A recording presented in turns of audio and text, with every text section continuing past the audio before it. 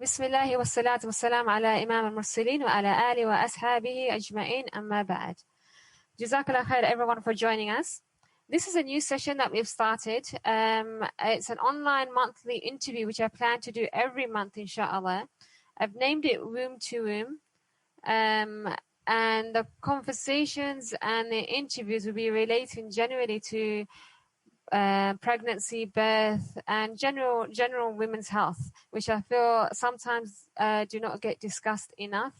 And also wanted to introduce to the whole community some very inspirational women, and just as role models and people within the community to give us some inspiration and motivation, inshallah. So today, inshallah, the first one that we have, we're quite honored to have our special guest this month, which is Aisha Hajjar, alhamdulillah, from the United States. And how that she just only recently gone back after the lockdown. She was actually quite I was in Saudi, but I'm back home in America now, alhamdulillah. Yes, subhanallah, alhamdulillah. Thank you so much.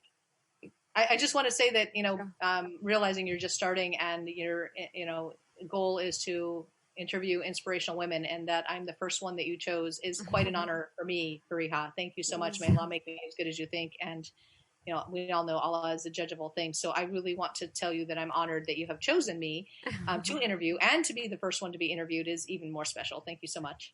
Wow, no, alhamdulillah, it's actually quite special because, as you know, I haven't been in Pakistan for long. It's going to be 2 years now. And a lot of what I'm doing now is a result of you, alhamdulillah. You're a great mentor and you have inspired me to do lots. So I thought no one else better than to have you start this whole journey of mine, inshallah. Jazakallah khair, Aisha. And it's an honor to have you representing Amani Birth in Pakistan. So that's also an honor. Thank you. Alhamdulillah, jazakallah khair. So, for those that are new to the group, there's quite a lot of people that may not be familiar with me. So I'll quickly go through who I am, just so that while we're waiting for others. So who am I?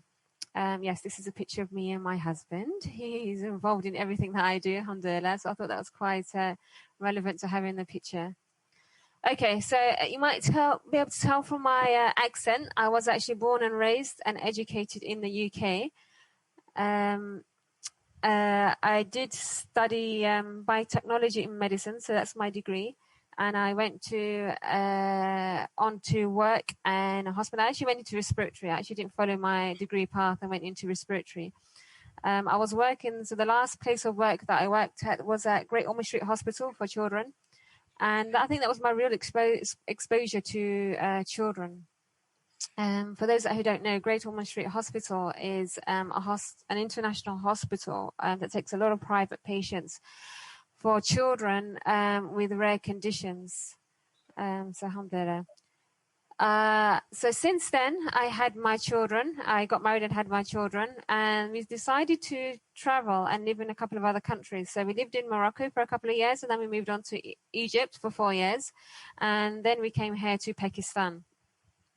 When I left the UK, I was actually involved. I was pregnant a few times in a couple of other countries outside the UK system. And I realized that there needed to be a very positive birth advocate in these countries, because unlike the UK, the situation, the system was very different. And that's when I really got involved with advocating for natural births. Whilst in Egypt, I met the founder of Mariam's Womb, who also is a big part in who I am today. Najla is the founder of Mariam's Womb, and she started birth circles in Egypt and was able to assist many births, natural births in Egypt.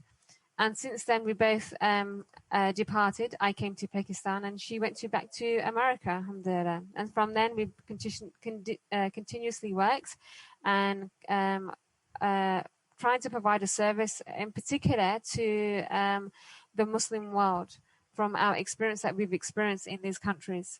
So now I'm living in Pakistan. Inshallah, it should be a permanent move, inshallah, but anything can happen in this adventure of ours.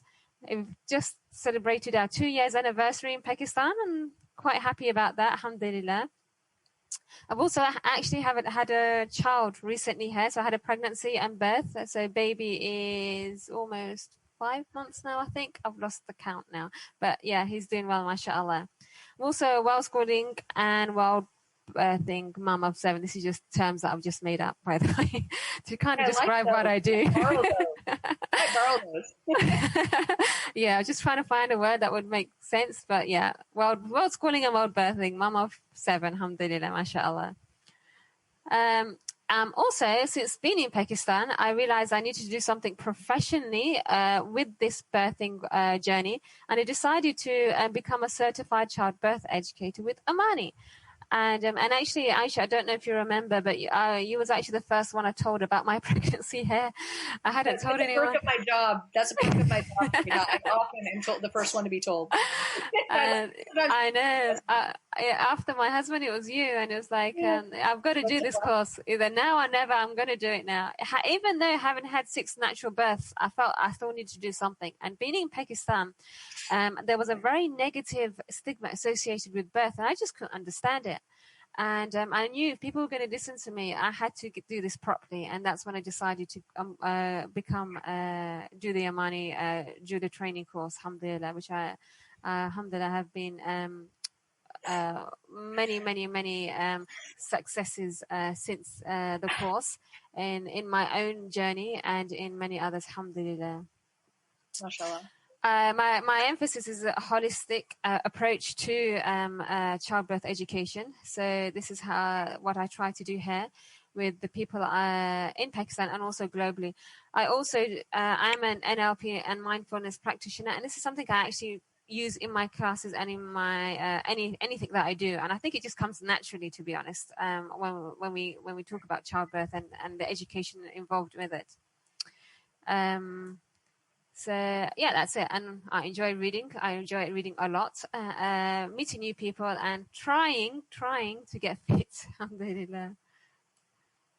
Now then, exciting part. Our special guest, Aisha Hajjar.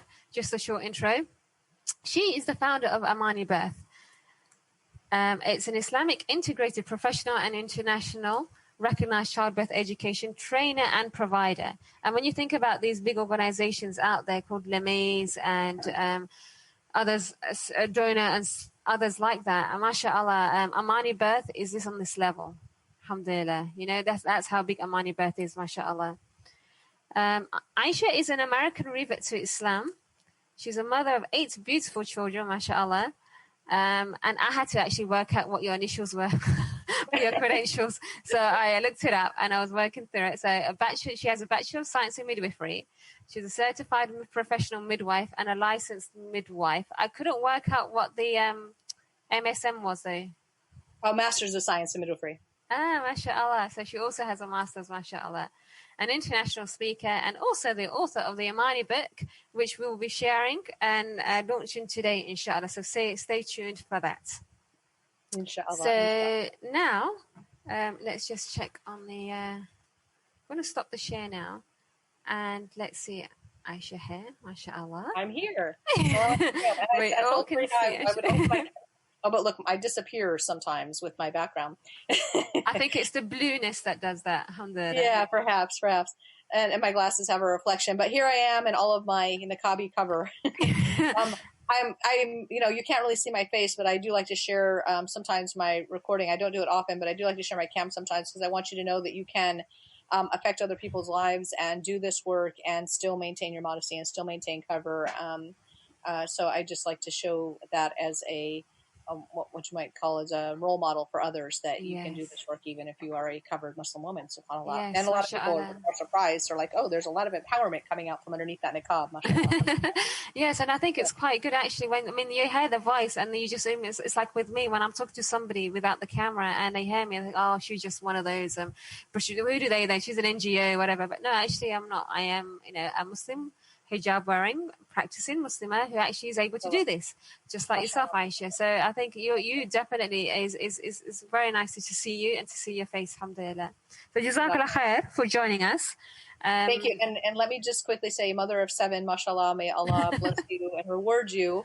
and bless your children and mine and everyone who's here. Bless all of our children. Alhamdulillah. And I also want to say, I see some of the girls here are Amani trainees and certified Amani affiliates. So welcome to the other Amani sisters that are present today. And to the, I'm sure some expecting moms in the room, welcome to you, and to anyone else who's here for whatever reason that you're here, whether you're expecting or whether you're already a follower of Amani Birth or a follower of Miriam's Womb or Fariha or just checking it out. We want to welcome each and every one of you to the session today. Definitely, mashallah. Jazakallah khair for putting us in your special, very busy schedule. I'm quite honored to have you here, mashallah. Jazakallah khair. So yes, so thank you for being here. So I'm going to get straight into it because I quite like, I mean, we all hear about, mashallah, you've done a lot of split talks and you've done a lot of introductions and you've done meet the author free introductions about the course itself. But it'd be nice just to get to know you personally, inshallah. So I want to start off by just asking you, tell us a little bit about your early years. Sure. It's interesting. I will tell you a little bit about my early years in terms of just how I was raised, but then how I was sparked with an interest in birth actually quite young. I was raised with, as an American girl, no religion at all. My family, I guess if you asked, would say that they were Christian, but we didn't attend church. We didn't own a Bible. We didn't pray. Definitely not practicing Christian family at all. So I was raised, I can't say atheist, but as close to atheist as possible with in terms of we didn't practice anything, and religion was not part of my life growing up at all. It wasn't until I was 35 and experiencing some difficulties in my life that I began wondering, what's the point of everything. And I don't want to go into my whole conversion story because that would take us a long time. But suffice it to say that I found Islam in my mid-30s and converted. Alhamdulillah, Allah is the most merciful and guides who He wills, and I feel blessed to be among the Muslim sisters, the Muslim people. And then at that point met and married a Muslim man who is my husband today, alhamdulillah. And he, as you said, your husband is very supportive of your work. My husband also, he's from Saudi. He's also very supportive of my work. Alhamdulillah, I couldn't do this work without him. That's a little bit of the religious journey as a revert to Islam. And then in terms of birth work, when I was about 9 years old, I had told my mother that I wanted to be a baby doctor when I grow up. And what I meant was obstetrician. I wanted to be the doctor who delivers the babies. And when I told that to my mother, I guess, coming from a lower middle class family, that, being a doctor was probably out of reach in her mind. And so her response to me was, well, doctors have to work on Christmas and their birthdays, and so, you don't get time off for those holidays. And that immediately turned me away from birth work. At the age of 9, she totally squashed my idea to be a baby doctor with those words. And like I said, I just think that she didn't believe that doctors was for our family, coming from my dad was a factory worker, whatever. And so I don't blame her for that. She was typically pretty supportive in everything else. She taught me I could do anything I want to do. She definitely gave me the courage and confidence to do what I want to do in my life. But that one thing, I guess she just didn't believe in. Wow. But and I never really thought about it more after that. Okay, I don't want to be a doctor now. And so, went on and grew up, and I was very successful in the corporate world and really didn't think much about birth until I had my first child. At which point, I feel grateful to be American. I'm not super proud of the politics of my country and a lot of things that happens, around that. But as an American, in my country, when you get pregnant, you take birth classes and you learn about the pregnancy and the birth journey, and you learn your options, and you have intelligent conversations with your care provider, and you write a birth plan, and you have some autonomy in your birth journey. And so I feel grateful to be American in that respect, because that was just part of my birth culture. And it wasn't until later on, when I was pregnant with my sixth child, and I was in Egypt at the time, I realized that, that was something I took for granted that women don't have. By this time I had converted to Islam. I had 5 babies before I converted to Islam, 5 babies in America, all natural births. I attribute a lot of that to the education I got while I was pregnant with the first one. But when I was having the 6th one, I realized that women around the world are not having the benefit of childbirth education. They're not having the opportunity to learn, to have intelligent conversations, to have a birth plan, to have respectful care. And I was brokenhearted because I thought if anybody should be trusting the natural process of birth, shouldn't it be my Muslim sisters? Here I am, a convert to Islam, and as a convert, you're very idealistic about things, take everything very literally. And I thought, gosh, if we believe that Allah created all things, didn't he create women to conceive, birth, carry, birth, and feed our young? And why are we doubting our ability to do this and handing so much power over to medical interventions that aren't necessary? If anybody should be trusting the natural process of birth, it should be my Muslim sisters. And this is what sparked my need. I will say it's a need to write the Imani Birth Program and to bring Islam to the forefront of what, childbirth work is, and to bring Islam into that. And that was more than my early life. I went from my early life to my 30s. Sorry about that. Sure. So your inspiration is fine. So your inspiration was meeting with the Muslim community and realizing that they just didn't have what you had experienced in America and with your childbirth. What I took for granted as an American, right? Yeah. What I took for granted. And, birth in America is not great. Trust me. Like, we're in struggle and oppression in birth all around the world. But at least in America, there's an opportunity to learn. And there's, if I speak up, if I don't speak up, I'm going to get trampled just like anywhere else. But if I speak up, there's respect for the woman's choice.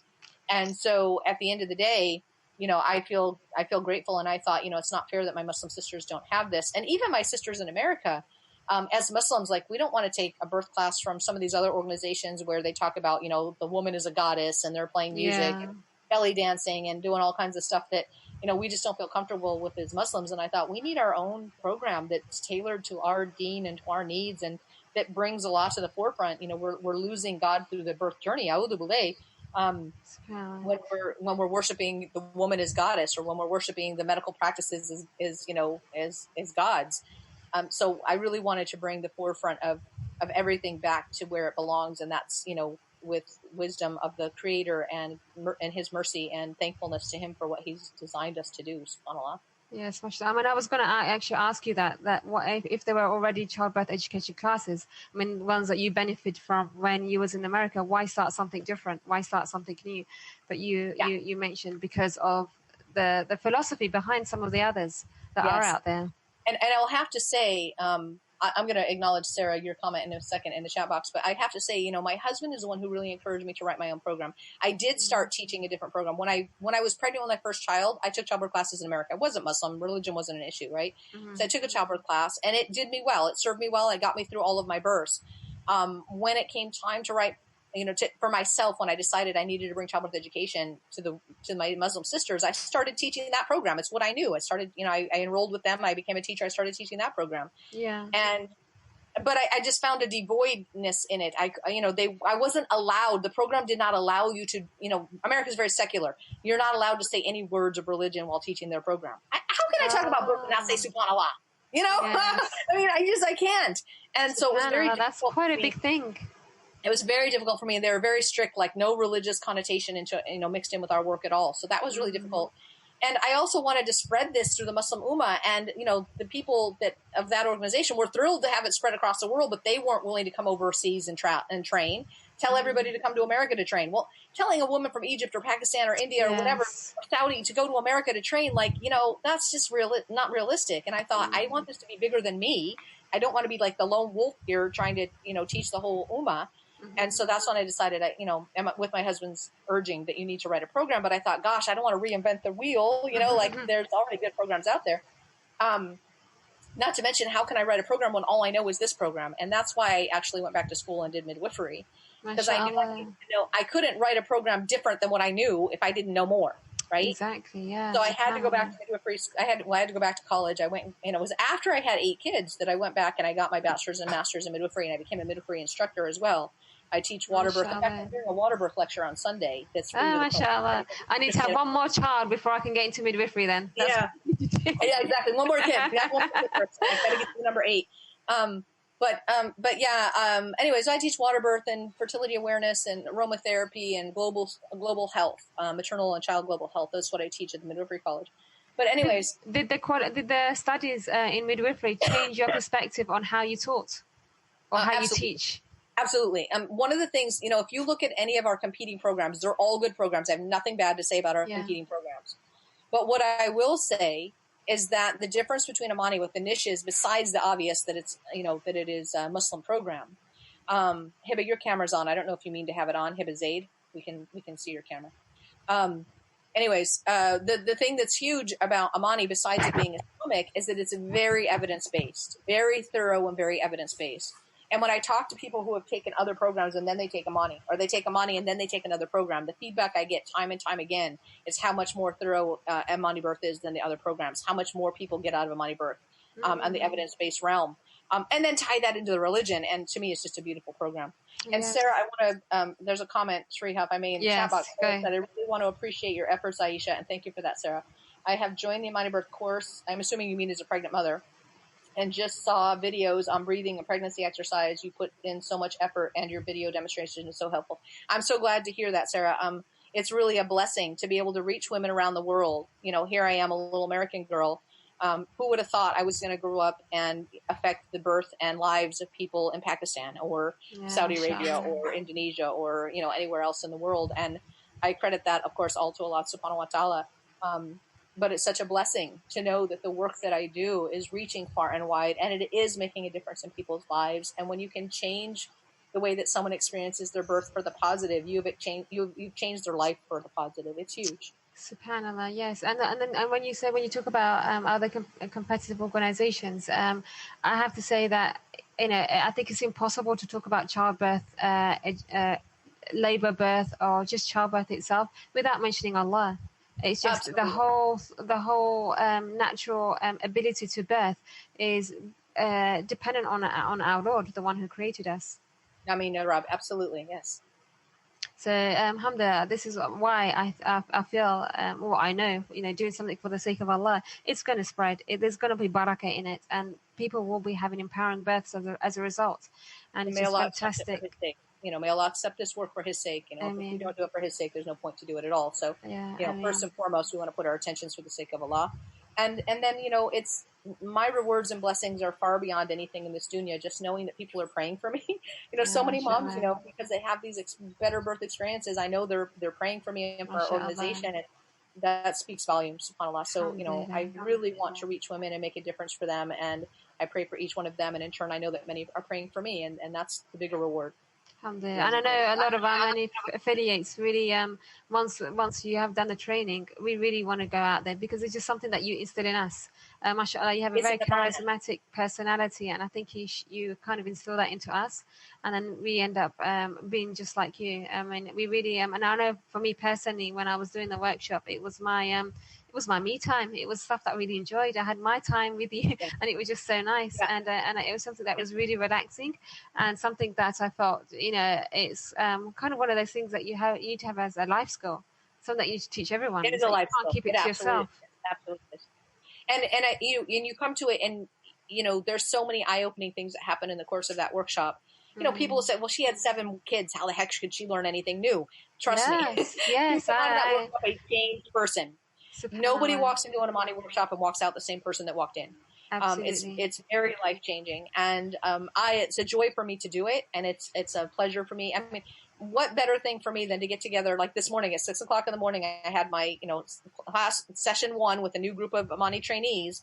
I had one from Pakistan and some from Saudi. And you know, and I do it Fridays, Saturdays, and Sundays. Tomorrow will be an Arabic group, and Sunday will be another group, mostly from America.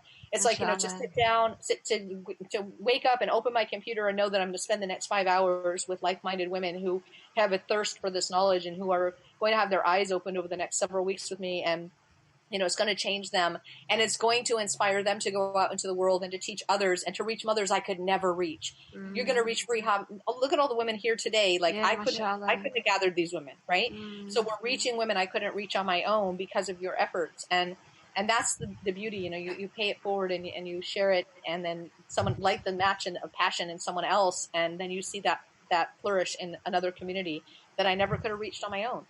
It also just shows how the demand as well, and you know, people want it. Yes. Well, the reality is there's no shortage of pregnant mothers. There's no shortage of a need for this. Yeah. And you know, it's a cycle that never ends. Somebody's always pregnant, and I don't care if you've had no babies or like you've had 7. You know, every single woman is going to learn something new. I agree. We need to prepare for our birth, and every woman is going to be scared and nervous about her birth, whether it's her first or her 8th. You know, it doesn't matter. we're all concerned, about having a healthy baby and having a good birth experience and not being damaged ourselves through the birth, through the birth journey. We all have those same concerns and fears and worries. So And when you have knowledge in your back pocket and you have the ability to make decisions and to understand what's happening with your body and how to communicate with your care providers in a way that gets you the support that you need, bidnillah, inshallah, at the end of the day, then that's where empowering birth experiences happen. And nobody wants trauma. We all want empowerment. And if I can just take a minute to say, I have found in my work, working with, thousands of women over the course of several years, birth is on a continuum. And I say this often, it's on a continuum from traumatic to empowering. And very few women land in the middle free. You either have an empowering birth, you have a traumatic birth. There's not a whole lot of middle ground. Yeah. And, maybe a few people, but most people are either a traumatic experience or empowering. And so, and we carry this with us to our grave. So it's super, super important, because when you have a traumatic experience, it oppresses you for the rest of your life. It affects your relationship with your husband, with your children, with the community at large. It affects who you are as a woman carrying forward. And a woman who has an empowering birth experience, there's no stopping her. She can do anything. Yeah. Like she's on top of the world. Agree, yeah. She walks in the world in a different way. She has a different response to her husband and to her children and to her life. And I think every woman deserves that. And we're taking that away from women when we, perpetuate, in communities, whether that be social communities or medical communities, traumatic birth stories and traumatic birth experiences, then we accept that as normal. Yes, and like, sorry, guys, I was going to say trauma, but we normalize it, don't we? When a woman has a traumatic birth experience, everybody tells her, "Well, at least you're alive. At least your baby's happy. Focus on you're alive. Focus on your baby." And we don't give women the opportunity to debrief that trauma that they went through. And Fariha, what you're doing at Miriam's Womb and having birth story circles and things, this is important. Because as women, we need to debrief what happened to us, and we need somebody who can listen and who can acknowledge that, yes, that was a traumatic experience that happened to you, and it shouldn't have been that way, and let's talk about it, let's cry about it together, let's share about it, and let's do something so that it's better for you next time, or so that at least your daughters have better, your community around you has better. And you can take your trauma and turn it into activism. Yes, definitely. I mean, I think a lot of people that are involved actually did go through a traumatic experience, and that's why it turned it around. And now they want to make sure that nobody else does. I mean, considering we live in a world where there is, modern technology, it's the health is meant to be a lot better now, but yet mothers are still having traumatic births, and it's sad that this is still happening.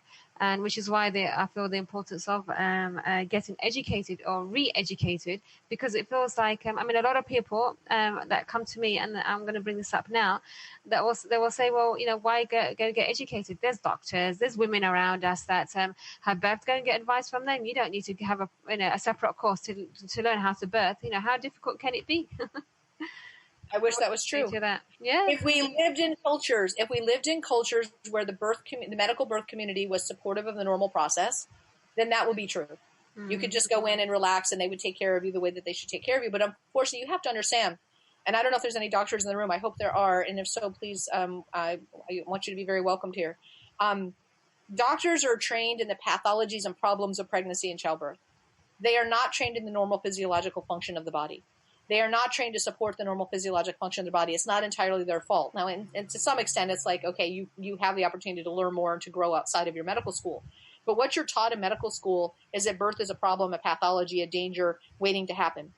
And although complications do happen, most births, if they leave them alone, will go just fine, and they'll be beautiful births. But they don't get an opportunity to see that. They don't study it. They don't see it in practice. They, in their residency, and of course they go out into practice and they start intervening with every woman because that's what they've been taught to do, without recognizing that the very interventions that we do just in case oftentimes causes the very complications that we're afraid of, right? So at the end of the day, birth becomes a fear-based practice in our medical community, and then of course it becomes a trauma, and then a trauma-informed society whose, birth becomes this thing of fear. Fear in and of itself, guys, is going to derail your birth. Fear in and of itself is going to cause you to have complications. Because birth is a very hormonal experience. The hormones run birth. Hormones are affected by emotions. If your emotion around birth is fear, you're going to be evoking the wrong kind of hormones. It's going to make your birth complicated, and then it's a self-fulfilling prophecy that you need interventions, right?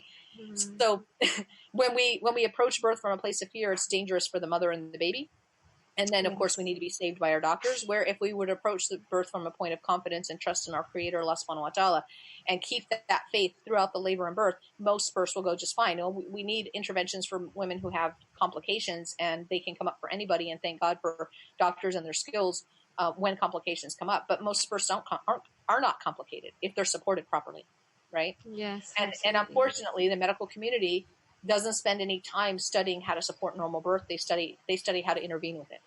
And Yeah. that's where the problem comes. Our problem lies in the fact that our medical community is not supportive of the natural birth process. If the medical community was supportive of the natural birth process, I agree, we wouldn't need childbirth education. If we were birthing Yes. a situation where women were allowed to birth by instinct, I agree, we wouldn't need childbirth education. Very few of you are going to stay home and give birth under a palm tree like Miriam did in the Quran. Right? Most of you are going to rush to the hospital, be surrounded by 3 to 6 people who are going to be telling you what to do, and a lot of what they're doing is based on outdated Western practices, not based on deen or based on normal physiology.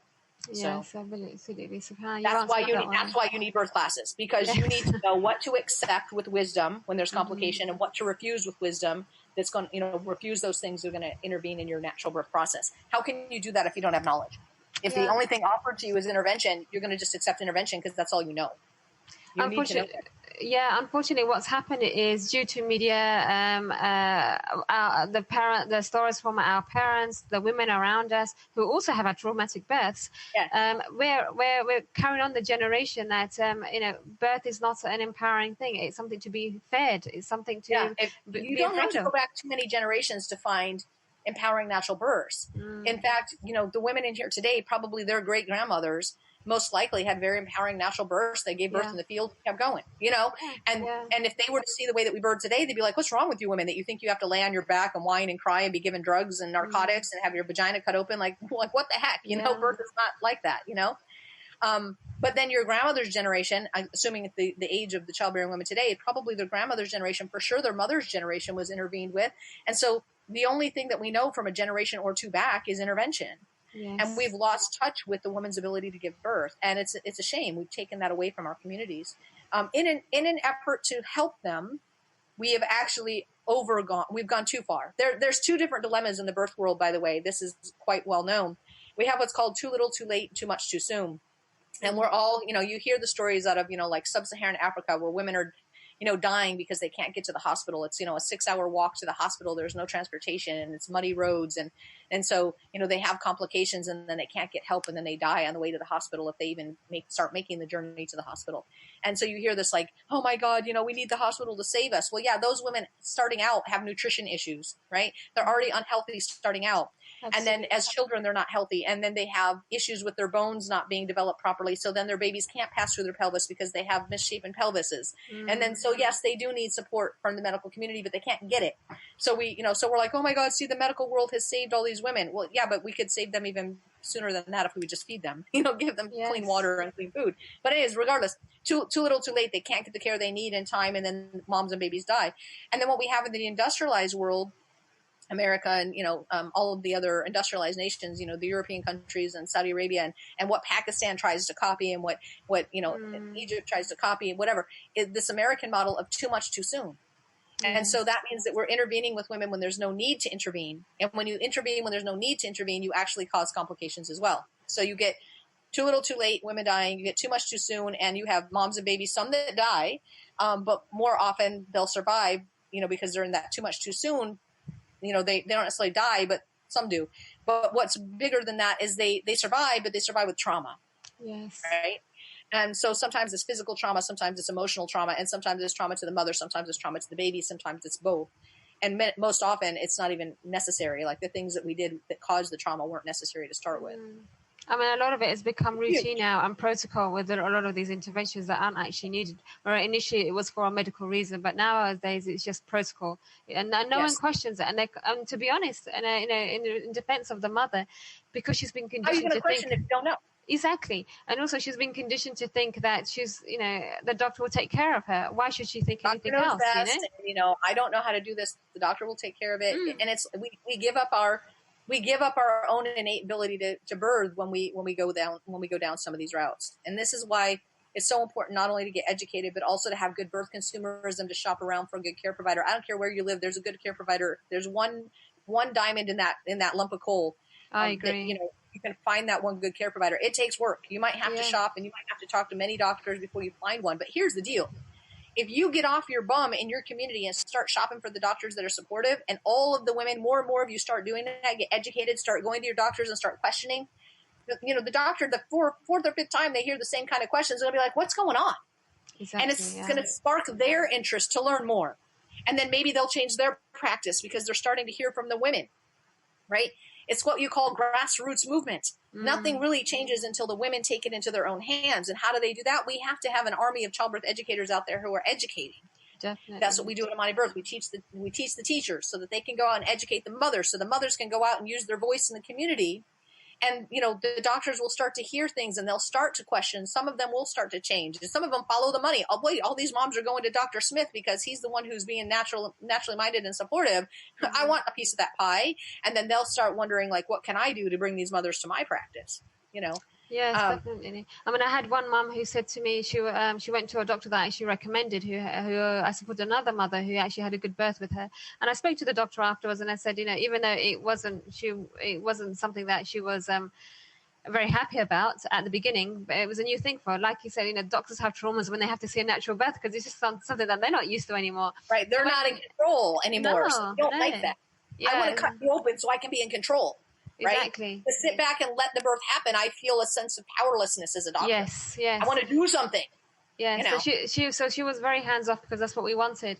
And then she had someone else recently go to her and they said to her, "Oh no, I've been educated, I've had a childbirth, and so is my doula." And she said, "Don't tell me. You don't want any medical interventions. You don't want me to touch you. You don't want this. You don't want that. I got it." So even before she had to. Yeah, I had a doctor when I was pregnant, and I was telling him my birth ideals. He said, "So let me get this. This is before I was Muslim." He says to me, "Let me get this straight. You want to come in here and use my facility and have me clean up the mess?" I said, "Pretty much. I don't want you to do anything if there's nothing to do, right? Yeah. Like, be on hand in case there's a complication, but don't touch me if nothing needs to be done. Like, I don't need your medical, stuff if there's no need for the medical stuff, And that just kind of, it just didn't mesh with him. He's like, you come here, I'm supposed to do stuff. I'm supposed to put you on an IV and lay you on your back and spread your legs and put my hands in there and, put drugs in your back so you can't feel anything. And, I'm supposed to cut you and, this, I don't want all that. And Subhan, the real thing is that we are the ones that are able to birth our babies. We actually don't need anyone else to do it for us. It's all in us. Like you said, pregnancy and labor birth is all hormone led. We allow our bodies to function and to do what it needs to by nurturing it, by the way, from day one. And not, I mean, this childbirth education, I mean, a lot of people get confused and they think it's just about labor and birth. It's about ensuring that you actually nurture your body to get to the stage where you are able to naturally birth without any complications. It starts from life skill. We're not just talking. When you take a childbirth education class, you are going to be changed forever. It's going to change the way that you walk in the world as a woman. It's going to change your life. I kid you not. This is a life skill, and shame on us for this not being part of high school 101. Yeah, that we are not teaching our young girls, more about their bodies, more about, how their bodies function, from fertility awareness to childbirth to breastfeeding. Like, we're doing a disservice because we're keeping all this taboo. And I know Pakistan in particular, I know most of your women are from Pakistan. Pakistan is a very shy culture, right? Mm-hmm, yes. And Islam is a modest religion. But here's the deal, guys. Islam doesn't shy away from the truth and the things you need to know, right? The Prophet ﷺ was very open and honest about matters of sexuality, for example. He didn't shy away when people asked him about, sexual questions. He didn't go, "Oh, we can't talk about that." Mm-hmm. He knew they needed to know, so he answered their questions. The same thing's true of childbirth. When you're pregnant, you need to know your physiology, and you need to know, what's going on with your body. That's not shameful. That's a need to know right now. And, just as the Prophet ﷺ was open and honest, and just as Islam is very direct and to the point on the things we need to know, we need to do the same thing with childbirth. In fact, the Quran tells us about childbirth. And as you know from the workshop, Fariha, there's a lot to learn just from studying the verses in Quran about childbirth. And if we would follow what our Lord described for us, subhanAllah, we would have much better experiences. Definitely. And it will give us the confidence that we need and having that trust in Allah. Yes. Just to go back to the way we were designed, we were perfectly designed. It's when we are in misalignment with our bodies, what Allah. And another thing is about how our bodies are an amanah. Taking care of that, and the unborn child is the right of that body and that child upon us. Yes. And I feel it's apparently it should be something that should be priority. Yeah, absolutely. you know, and at the end of the day, subhanAllah, you know, this work is an amana fariha. You cannot know what we know and not pass it on. You can't. Yes. You know, I need to get paid for the work that I do, obviously, because I have a family to provide for, just like everybody else, and I have to justify the time that I spend away from my family sitting here doing this kind of stuff. But at the end of the day, like, it's not about the money. I cannot walk in the world knowing what I know and sit back and watch women get cut up and you know, traumatized when that doesn't have to happen. Right? I totally agree. There are women that don't want to hear what I have to say, who don't think what I have to say is worth, you know, $10 or $15 or $20 for a book, or is worth, you know, whatever it is for a class. Okay, fine. You know, you want to go get cut up, go ahead. But I'm telling you, I have a gift to give you.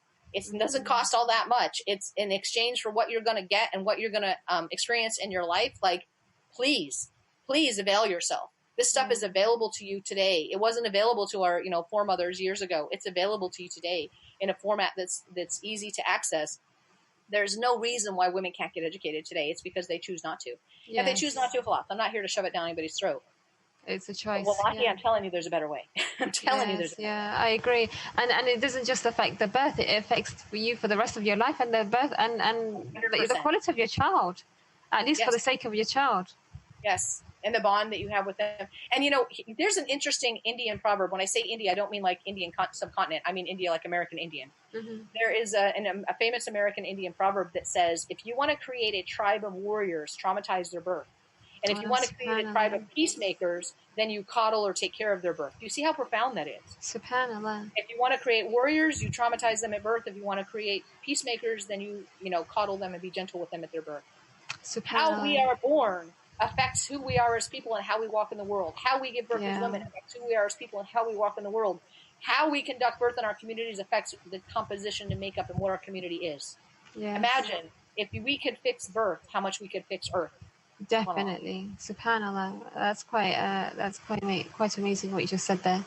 Very profound. Going back to Amani, okay. So what does Amani stand for, by the way? We heard it a minute. What does Amani birth stand for? Yes. So Amani is a backronym, and what that means is we had the name first, and then we made the acronym later.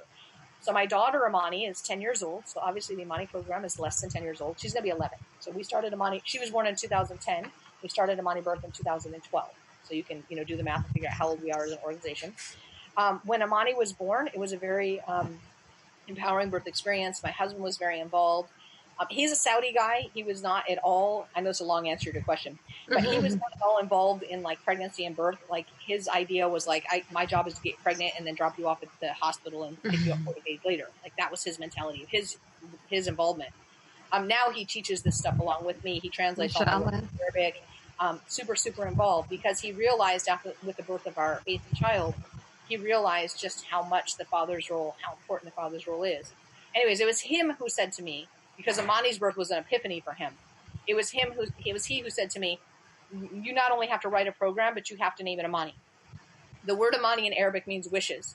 So it's Amani Liwalada Tabiyya, which means wishes for natural birth. And when he said that, okay, that's great, but I'm American. I was speaking English. The program is going to be written first in English, hopefully translated later, which it was. But, when I wrote it, I'm writing it in English. So money means nothing in English. So what am I going to do with this? And so we sat down and came up with the acronym. And the acronym is Assisting Mothers for Active, Natural, Instinctive Birth. And it became a beautiful outline to the work that we did. I have a section of the material that's about assisting. I'm talking to the fathers or whoever it is that supports her through her journey, the doctors, the doulas, the husbands, the mothers, the aunties, whoever it is supporting her on her journey. That's the assisting section of the materials. And then we have the mother section, all about the physiology of what's happening with your body in pregnancy and birth and breastfeeding. And then the active series about eating right and exercising and being a good birth consumer, shopping for a good doctor, about your birth positions and practicing your labor. Then we have the natural section of the book where we talk about birth is a natural function of the body. We also talk about complications in that section because we have to be honest, complications just happen. So we have to be ready to address them. And then the instinctive section where we really talk about how birth is an instinctive act. And we talk about the importance of the hormones and how they run the birth. And we talk again about breastfeeding in this section. So at the end of the day, the whole material that became the outline of the material. And when I look at how nicely it came together, wallahi, I'm not a brilliant author. I'm really not. I don't know about that. I really respect this work so much. And it's kind of weird for me to say that because I wrote it. And I read the book sometimes, like every so often I'll pick up the book and I read it and I go, wow, that's a really good book. I shock myself myself, like, did I read that? And I really believe, subhanAllah, subhanAllah, I really believe that, when I took on this journey of doing birth work, I made a dua to Allah subhanahu wa ta'ala, and I said, Allah, if this is the work that you want me to do, open the doors and guide me. And from that point on, I just walked through the doors that were open. And I really believe that Allah gave me so many different experiences that have become woven into what I teach. He gave me so many opportunities that it's like, I should have never had those opportunities. Like I worked in a Saudi government hospital as a volunteer. We're in Saudi Arabia and you get to volunteer as I was an expat. I wasn't even a resident of the country, and they let me come in and volunteer so that I could learn, so that I could become a midwife and teach you guys. Right? How does that happen? That doesn't happen. You know what I mean? And just the different doors that Allah subhanahu wa ta'ala opened. I was able to go to a birth center in Indonesia and live there with my children for a while so that I could experience birth.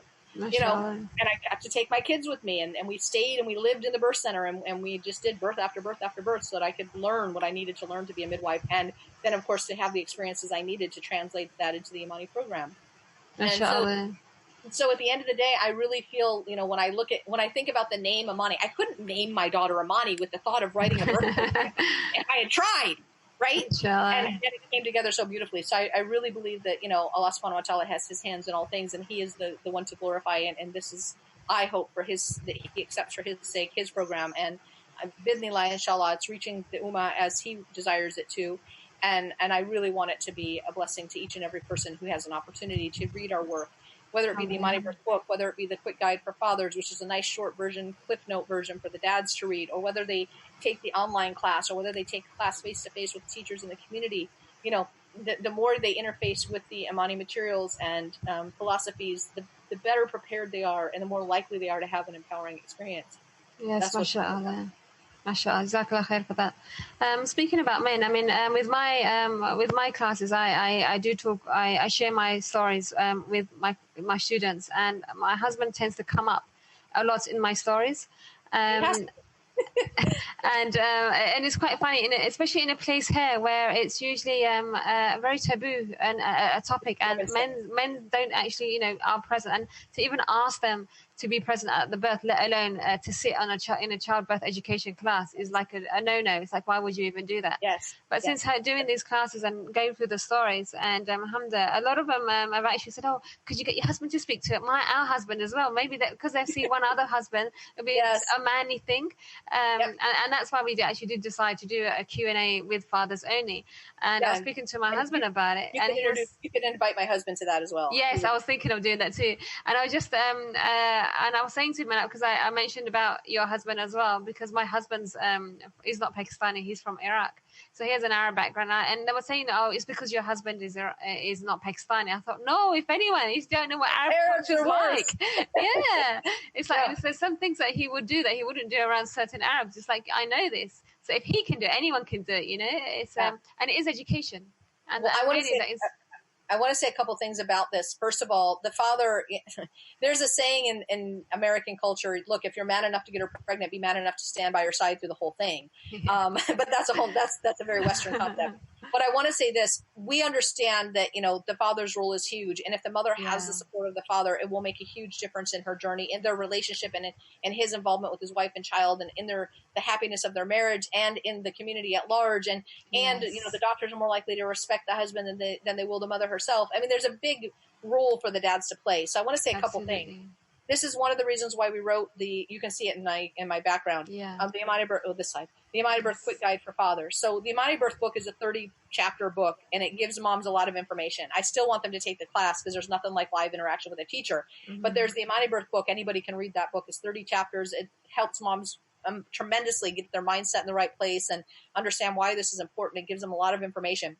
But dads don't want to sit down and read a 30-chapter book. So we wrote this Imani Birth Quick Guide for Fathers. It's 30 pages. Well, actually, it ended up being 60 pages. But the idea was mom reads chapter 1, dad reads page 1, right? Bullet point fashion. Because dads don't want all the stuff. They just tell me what I need to know. So, there's 30 pages that correspond to the 30 chapters. And then there's like some bonus topics, which is why there's more than 30 pages. Like episiotomy is a bonus topic and relaxation is a bonus topic. So they got a page of their own. And then there's a story, the guy on the cover, he's actually Indian and his wife is Pakistani. there's his story and his journey through his childbirth education. And, he didn't want to go to birth class either. And, his wife begged him to come, and he came, and it changed his life, and it changed his relationship with his family. And so his story is in the back of the book. So that takes up several pages as well. So that's why it ends up being 60 pages. But at the end of the day, it's a book that dads can sit down and read in a couple of hours or a couple of days, or for sure in a week. And very quick read, gives them a lot of the background they need to be involved in their wife's journey. And I will say this, Fariha, my husband comes from Saudi, and he's an older Saudi guy, right? So I'm a generation, I'm like past my childbearing years. So I'm older than the girls that are birthing today. And they're the ages of my adult. I have some adult children, and my youngest is 10, but they're the ages of my adult children, the girls who are birthing today. And so, my husband's even 10 years older than me. So he's an old guy, right? So he's an old Saudi guy. And his mentality was birth is a woman's thing. I don't want anything to do with it. Like I said, I'll drop you off at the hospital, I'll pick you up in 40 days. But the reality is when he experienced Imani's birth, he realized, he had an epiphany, and he realized just how important the father's role was.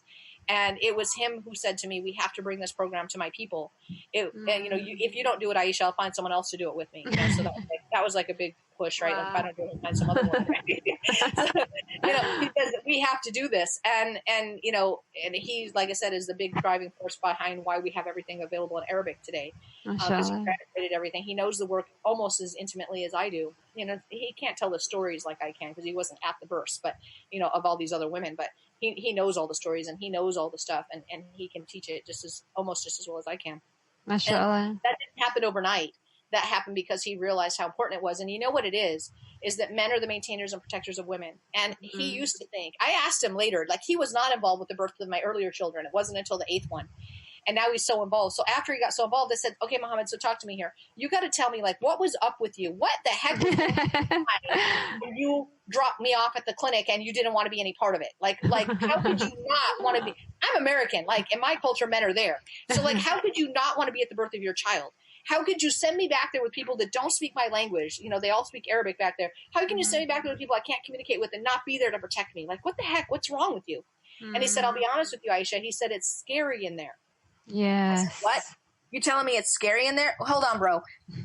Damn straight it's scary in there. And guess what? You got me into this. The least you could do is hold my hand. I don't get to opt out, right? I don't get to opt out. How dare you send me in a scary place and not be there to at least hold my hand? Like, come on, you coward, And he realized that's what it's about. He was afraid, right? Yeah. And it's because he was afraid he didn't have the knowledge. And once he had the knowledge, he was no longer afraid, because now he had a purpose. Now he knew what to do, what to say, and how to handle himself, and what he could do for me. Before that, all he knew is it's scary. I'm just going to send you in there and let the doctor do their business. It's scary. Yeah. And he realized that was a cowardice thing to do. And now he realizes that men really do have a role, and it's his mission to reach men and to get them to understand that you have a role, and there are things that you can do, and there are decisions to be made that you need to be a part of. How can you make a decision with no knowledge? You need knowledge. And I think you've just touched on a point that's really important, because a lot of men, when their most beloved seems to be going through something that is very traumatic, because that's what they see. They don't know what to do. Exactly. They don't know what to do, and how they can help. And that's why, by being educated, they actually have a place. They'll know what to do. I mean, I know that it's not for all men, but if it's not in the actual birth room, there's during labor, during the pregnancy, there's so much that they could do. Men have a role through the whole thing, not just, you don't just get her pregnant and walk away. Like, you have a role through there's a reason why Allah subhanahu wa ta'ala created marriage and made the men. If men had their way, they'd be sleeping with every woman they could and, walking away when they got her pregnant, Men are put into marital bounds, into these contracts of marriage, because Allah subhanahu wa ta'ala knew that was best for the family, what was best for not only, him, but for the wife and for the children. And so, men are the maintainers and protectors of women, and men have a natural desire to protect. How can they protect if they don't know how? So if they don't know how, they just want to walk away. Yes. And so at the end of the day, when they understand that there are things that they can do, it totally changes. You can't keep them out of the birth room once they know. I agree. Yeah. Education and knowledge is power. And so at the end of the day, I always tell moms, here's what I tell moms. Get them the Imani Birth Quick Guide for Fathers. It's a quick read. That's a big step now that we have it. The second thing I tell them is, beg your husband to come to class 1. If you can get him to come to class 1, it's my job as a teacher to get him to come back, right? So you just get him there. I'll get him to come back. And by the end of class 1, dad's eyes are so open to, how big this is and how much role they have to play and how much there is to learn. And they're so amazed. They're excited to come back to class 2. And in Yes. fact, I can't tell you how many brothers by class 5 are, there's 10 classes, by the way. By class 5, they're sitting in my class and they're going, I cannot believe I was going to like go through this journey and not know this stuff. Like, I can't believe that I even considered not knowing this stuff.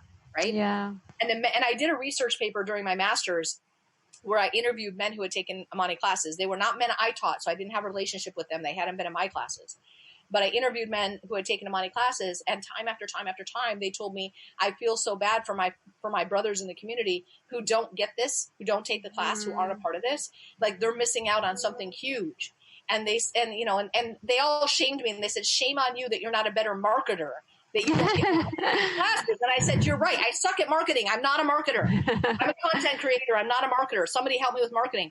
We really do need to get this out to more and more men, Yes, more women, more men, more families, more community members. How do I do that? And I'd ask the guys, so, where do I put my advertising that it would get your attention? And they'd all scratch their head and go, I don't know, because if it was in the soccer game, I just turn it off. So how do we reach more men? I don't know how to reach more men other than to reach the women. And then the women have to, like I said, engage their own husbands and get them to class 1 or buy them the book or whatever, so that we can get them onto the next step. Yes, you got to get women, you got to bring your husband through the door, and then we'll take it from there. Yes, but I also want you to know, one of the things that I also learned on my journey, as much as I want your husband to be there for you and I want him to be involved, you got this with or without him. There are some men that will just not be involved no matter how much you beg him. There are just some men that it's too much of a culture shift for them. They don't want to be involved. Fine.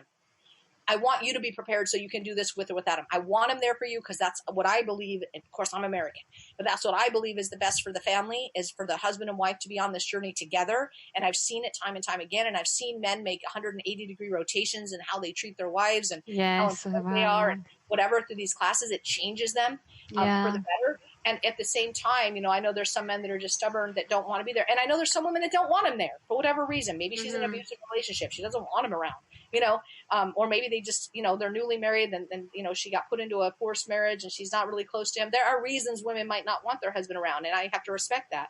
And so, I'll get you prepared with or without your husband. But I really want him there for you if we can get him there. And that's a really important fact. If you don't have the circumstances where your husbands can be present or supportive in the way that you think, I think it's really important to understand that you can do this. You've got this. You have what it takes to do this, and to work on yourself, because the confidence that you get reflects on your attitude. And when your attitude is like this, the man around you is going to think, "Whoa, there's something different about this," because it actually changes you as a person. And I remember with this last birth, I was thinking, I'm going to do this by myself. And I mean, I don't have any issues with my husband being there. And he was even said to me, "You're a bit too confident this time. You're not going to do this."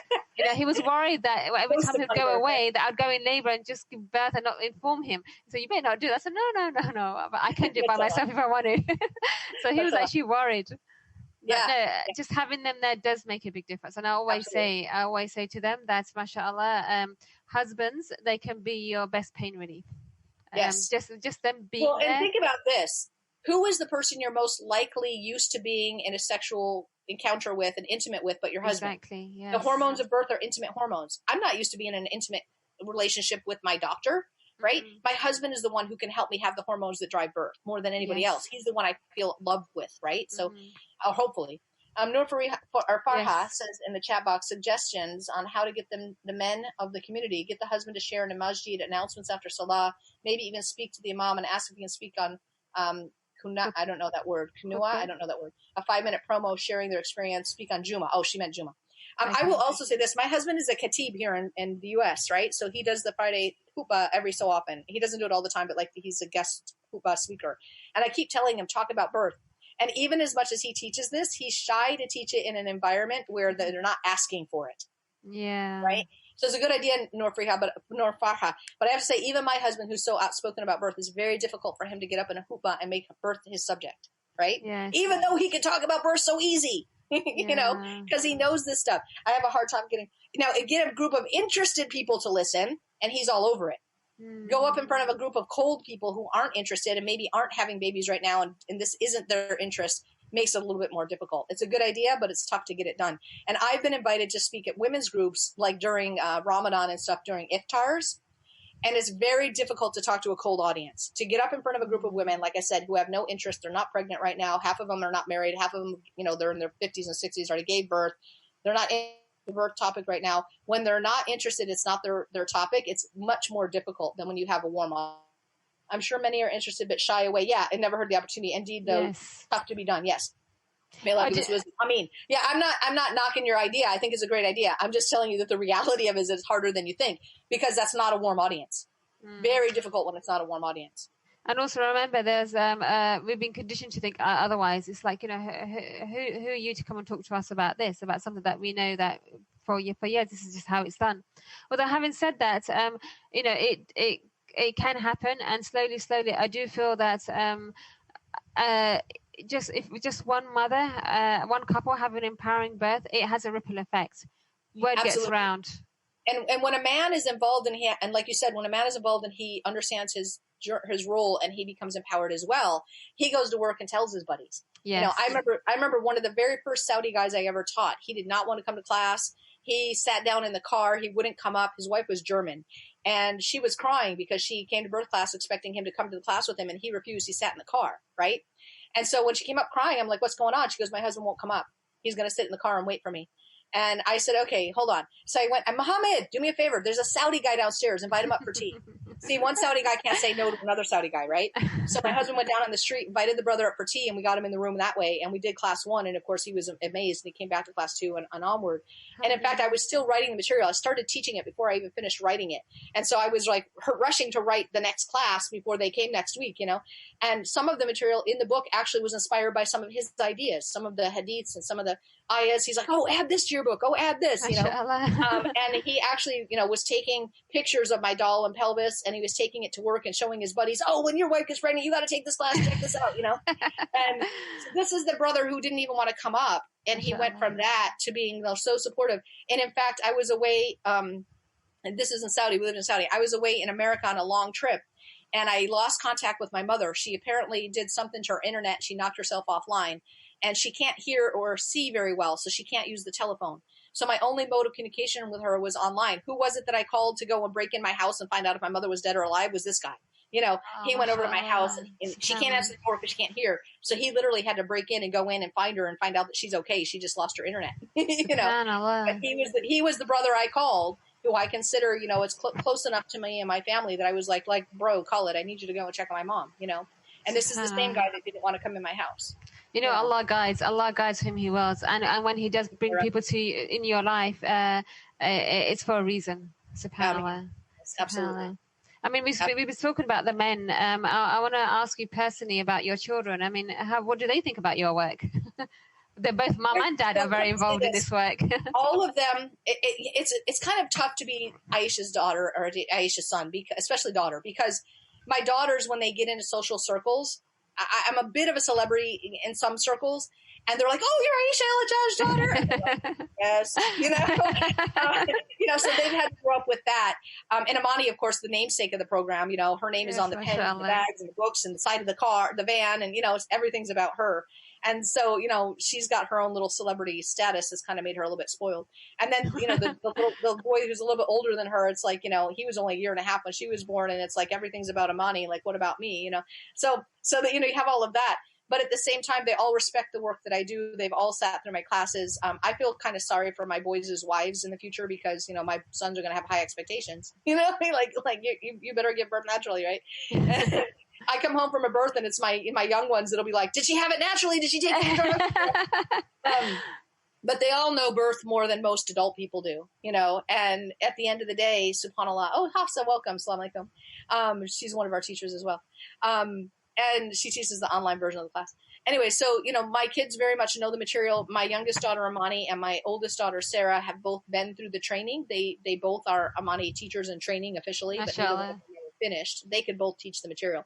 And in fact, it's sometimes annoying. I'll be teaching a class and one of my kids will be in the room and I'm short for time. So I'll skip a story. Right. And one of my kids will go, wait, are you supposed to tell this story here? And I'm like, oh, I was trying not to share that story. I'm trying to finish, So they know the material very well. it can be a little bit, shocking sometimes to other people because my kids know the anatomical names for things and they use them properly. When needed, when they teach about, conception in school, my kids know all about what that is, and they try to be sly about it in school. You ain't pulling anything over my kids' eyes. They know, they know where the baby comes out. They know where the baby got in there, So at the end of the day, like they're very much well versed on human anatomy and reproduction and the purpose of the generational life cycle, which is a healthy thing at the end of the day. So, I agree. Mashallah. But I also have to say, Fariha, you can't do this work without a supportive family. Like if my husband wasn't involved, I couldn't do it. Like I wake up, my eyes open, it's something to do with the Amani birth until I put my eyes back, put my head on the pillow. Other than taking a break for lunch or dinner or whatever, like 24/7, like I'm just working on Amani all the time. And you mentioned in the beginning, you're trying to get fit. I'm literally having to schedule in my day time to get fit. Like I was starting to lose my own self because I'm doing so much work. I can imagine. And that's hard on my family sometimes, especially my youngest one. She's like, you never have time for me. Can't you just close your laptop and spend time with me? So, it's a double-edged sword. It really is. Yes. And I do feel something like this, you don't need to, it's not something that we do for the money. It actually, it's a passion and it actually takes over. And it's something, it's emotionally, it can be very emotionally draining on you. When you talk about your children, I remember I homeschool my kids. So they were going through some biology books. So my kids, the eldest is 16 and the youngest is a baby. So we were looking at this book, and it's so funny because it was talking about conception and babies. And the first thing that they noticed, I was interested to know what they'd think. And the first thing they noticed was, Mum is on her back. Mum shouldn't be on her back. What is she doing lying down on her back? Giving birth. So and I didn't realize how much of an impact it has on them when they think about it. They listen to everything and sit in the baby classes that they call them, and it has an impact. And to them, this is the norm. And that's how it should be. The norm is, you don't birth on your back. I mean, for me, we've had a few births at home. So they're like, oh, if you go to hospital, you must be something wrong with you. Are you okay? Yeah, exactly. Exactly. Well, I will share with you two stories. One, Amani, when she was really little, like I want to say 3 or 4 years old little, she had been playing with Play-Doh. And she made a little egg with all these little sperms around the egg. And I was, and she's watched the birth videos in my class so many times where it shows the sperms attacking the egg, right? Yes. And so I was just like, oh my God, what did I do to my 3-year-old, And so I said, Amani, what is this that you made, waiting for her to explain it to me. She says, oh, well, Mom, that's a pizza.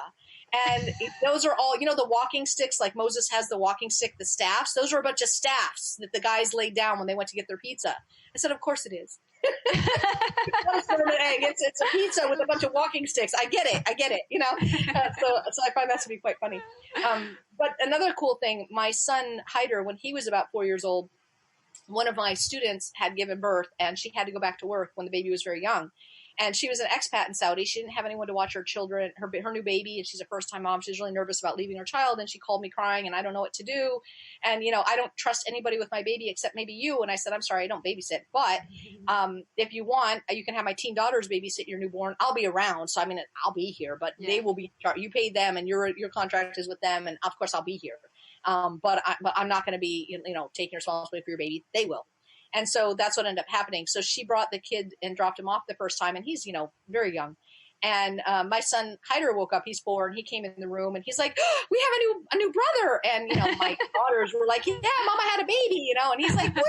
So excited. And I couldn't lie to the boy, so I'm like, "No, this isn't our baby. We're caring for this baby while the mother goes to work." And he says, "Okay, cool. Well, I'll have a new milk brother," because I was still nursing Amani at that time. And I had milk babies. So he was like, "Oh, okay, I'll have a new milk brother." And I said, "Well, not this one. The mom doesn't want me to breastfeed her baby. So, I'm not going to breastfeed him. So he's not going to be your milk brother." He's like, "Well, how's the kid going to eat?" And I realized at that moment, he had no concept of bottle feeding. Yeah. The only thing he knew was that babies are breastfed by their mothers. And if their mother's not around, then my mom will breastfeed them or some other mother will breastfeed them. It never occurred to him that a baby would be fed from a bottle. And so at that moment, I thought, how cool is that? And isn't that the way it should be? Exactly, that he had absolutely no concept of any way to get food into that baby he was concerned, how's the baby going to eat? Because if you don't breastfeed, it's going to die. Yes. And I'm glad that's becoming the norm because this is what should happen. SubhanAllah, going back to wet nursing or just SubhanAllah, how birth should be, because especially from a boy. growing up to be a father one day, inshallah, Yes. this is what he will expect.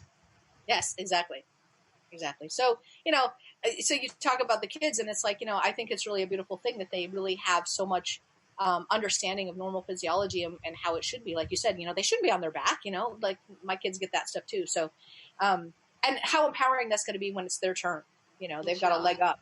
They're going to need classes with their spouses too, because their spouses are going to come in fresh. Even if they know a lot, their spouses don't. So, like my daughter told me, Mom, when it's my turn, you better be there ready to teach me and my husband, even though she knows she wants me there to, bring her husband through. So, MashaAllah. I want to come back into when you went to Saudi and from America, and now you're introducing Amani to the community. What were the challenges that you had? Well, natural birth was definitely not on the radar of most doctors in Saudi at that time. Episiotomy was, very common as it is in Pakistan. It still is. It's getting better in Saudi, but episiotomy for almost 100% of first-time moms. On your back, on drugs, et cetera, et cetera, et cetera. Everybody's induced. Everybody has membrane sweeps. Lots of cesarean sections. What's a doula? Nobody knows what that is. Childbirth education. What's that?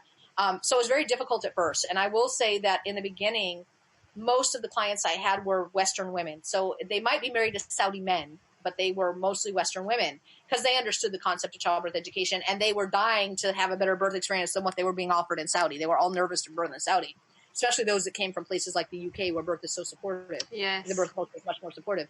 So my beginning was mostly expat women. Slowly but surely, I started seeing more and more Saudi women in the classes, and I started seeing, the word of mouth is where it comes from. Yes. And more doctors. I started getting calls from doctors like, "What is this? Why are these women coming in here telling me they don't want an IV and they don't want their vagina cut? What's going on?" And we started having more and more doctors take the Amani training. And matter of fact, I have a doctor in Pakistan right now who's taking the training, by the way. MashaAllah. Yeah, I've got a couple in my class. Can I ask, is there a different? Do you train them any differently than you would to parents? If they come in? Well, I have two things to say about that. I have a lot of doctors that take the same. Well, when they're pregnant, they take the same class as everybody else. When they're training to be an Amani professional, they very often take the same doula childbirth education training, and that many of them take. And that's my favorite way to work with them. Okay. Even if they don't serve as a doula because they're an obstetrician, they're not going to serve as a doula. They'll use those skills when they are serving as a doctor, right? Yes. And they'll respect doulas who come into their room, into their labor room, because they've had that same training. But I also do have special training that I do for medical professionals. When a hospital calls me and says, "I need you to come in and train my doctors and nurses," I have a different program for them. Okay. So there is a different program. Right. So very often I will get invited to a particular hospital or to a particular, medical conference or whatever. And then it is a different program. But the doctors who are really interested, like, I really want to know what the heck this is all about, I put them through the same childbirth educator and doula program. Not many doctors are willing to sit through, like you did, 30 hours with me, 5 hours a week, 6 weeks, and do homework. Very few doctors are interested to that level, but when they are, bring them on. Okay. Otherwise, I go to the hospital and I'll do either a couple hour session or I'll do a couple of days session, depending on how much they want their doctors to get. The interesting thing with that, it's going back to like the hoopah idea that Noor, I forgot her name now, Noor Farha. Noor Farha. Yeah, what she was saying is that becomes a cold audience because when I have doctors that enroll in the childbirth education doula program, they're interested, right? When you put me in front of a room of doctors who are forced to come because their boss said so, they're not all interested. You get a few, but the majority of them are like, you're wasting my time. I got to get back to work. Like, this is, So it's very different sitting in front of, although some of those people do get moved and do get changed. A lot of them walk out of there very cynical and like they're not interested and they don't want to play this game. Who are you? Some little bit you're telling me, how to do my job. I've been doing my job already for 40 years and I'm fine, So, some of them are very open to it. Some of them in the middle of the workshop, like they're in tears because, oh my God, I realize how much harm I've been causing all these years. If they're open to it, the epiphanies are amazing. If they're not open to it, it is what it is. I'll listen to it. I'll talk to anybody who will listen, and it's up to Allah who has changed and moved and who isn't. Subhanallah. So how have you overcome some of the challenges? Especially in Saudi. It's about being consistent. You don't stop. You don't give up. You keep talking.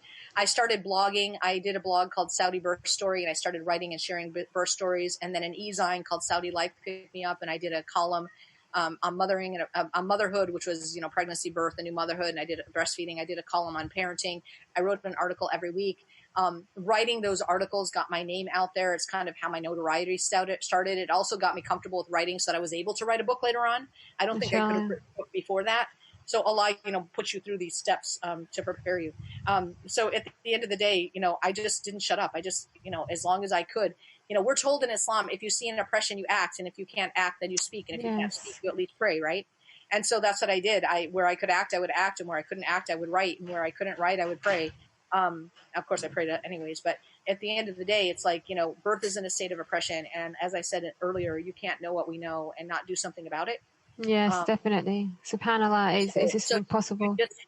You just have to keep going. And I can't save everybody, but if I can save you, if I can save one, and if you can turn around and save two more, alhamdulillah, I know I'm never going to flip birth to the way that it should be. Like, birth culture has flipped so far from natural. I'm never going to be able to flip it back to what it was, when it was in the hands of women, eons ago.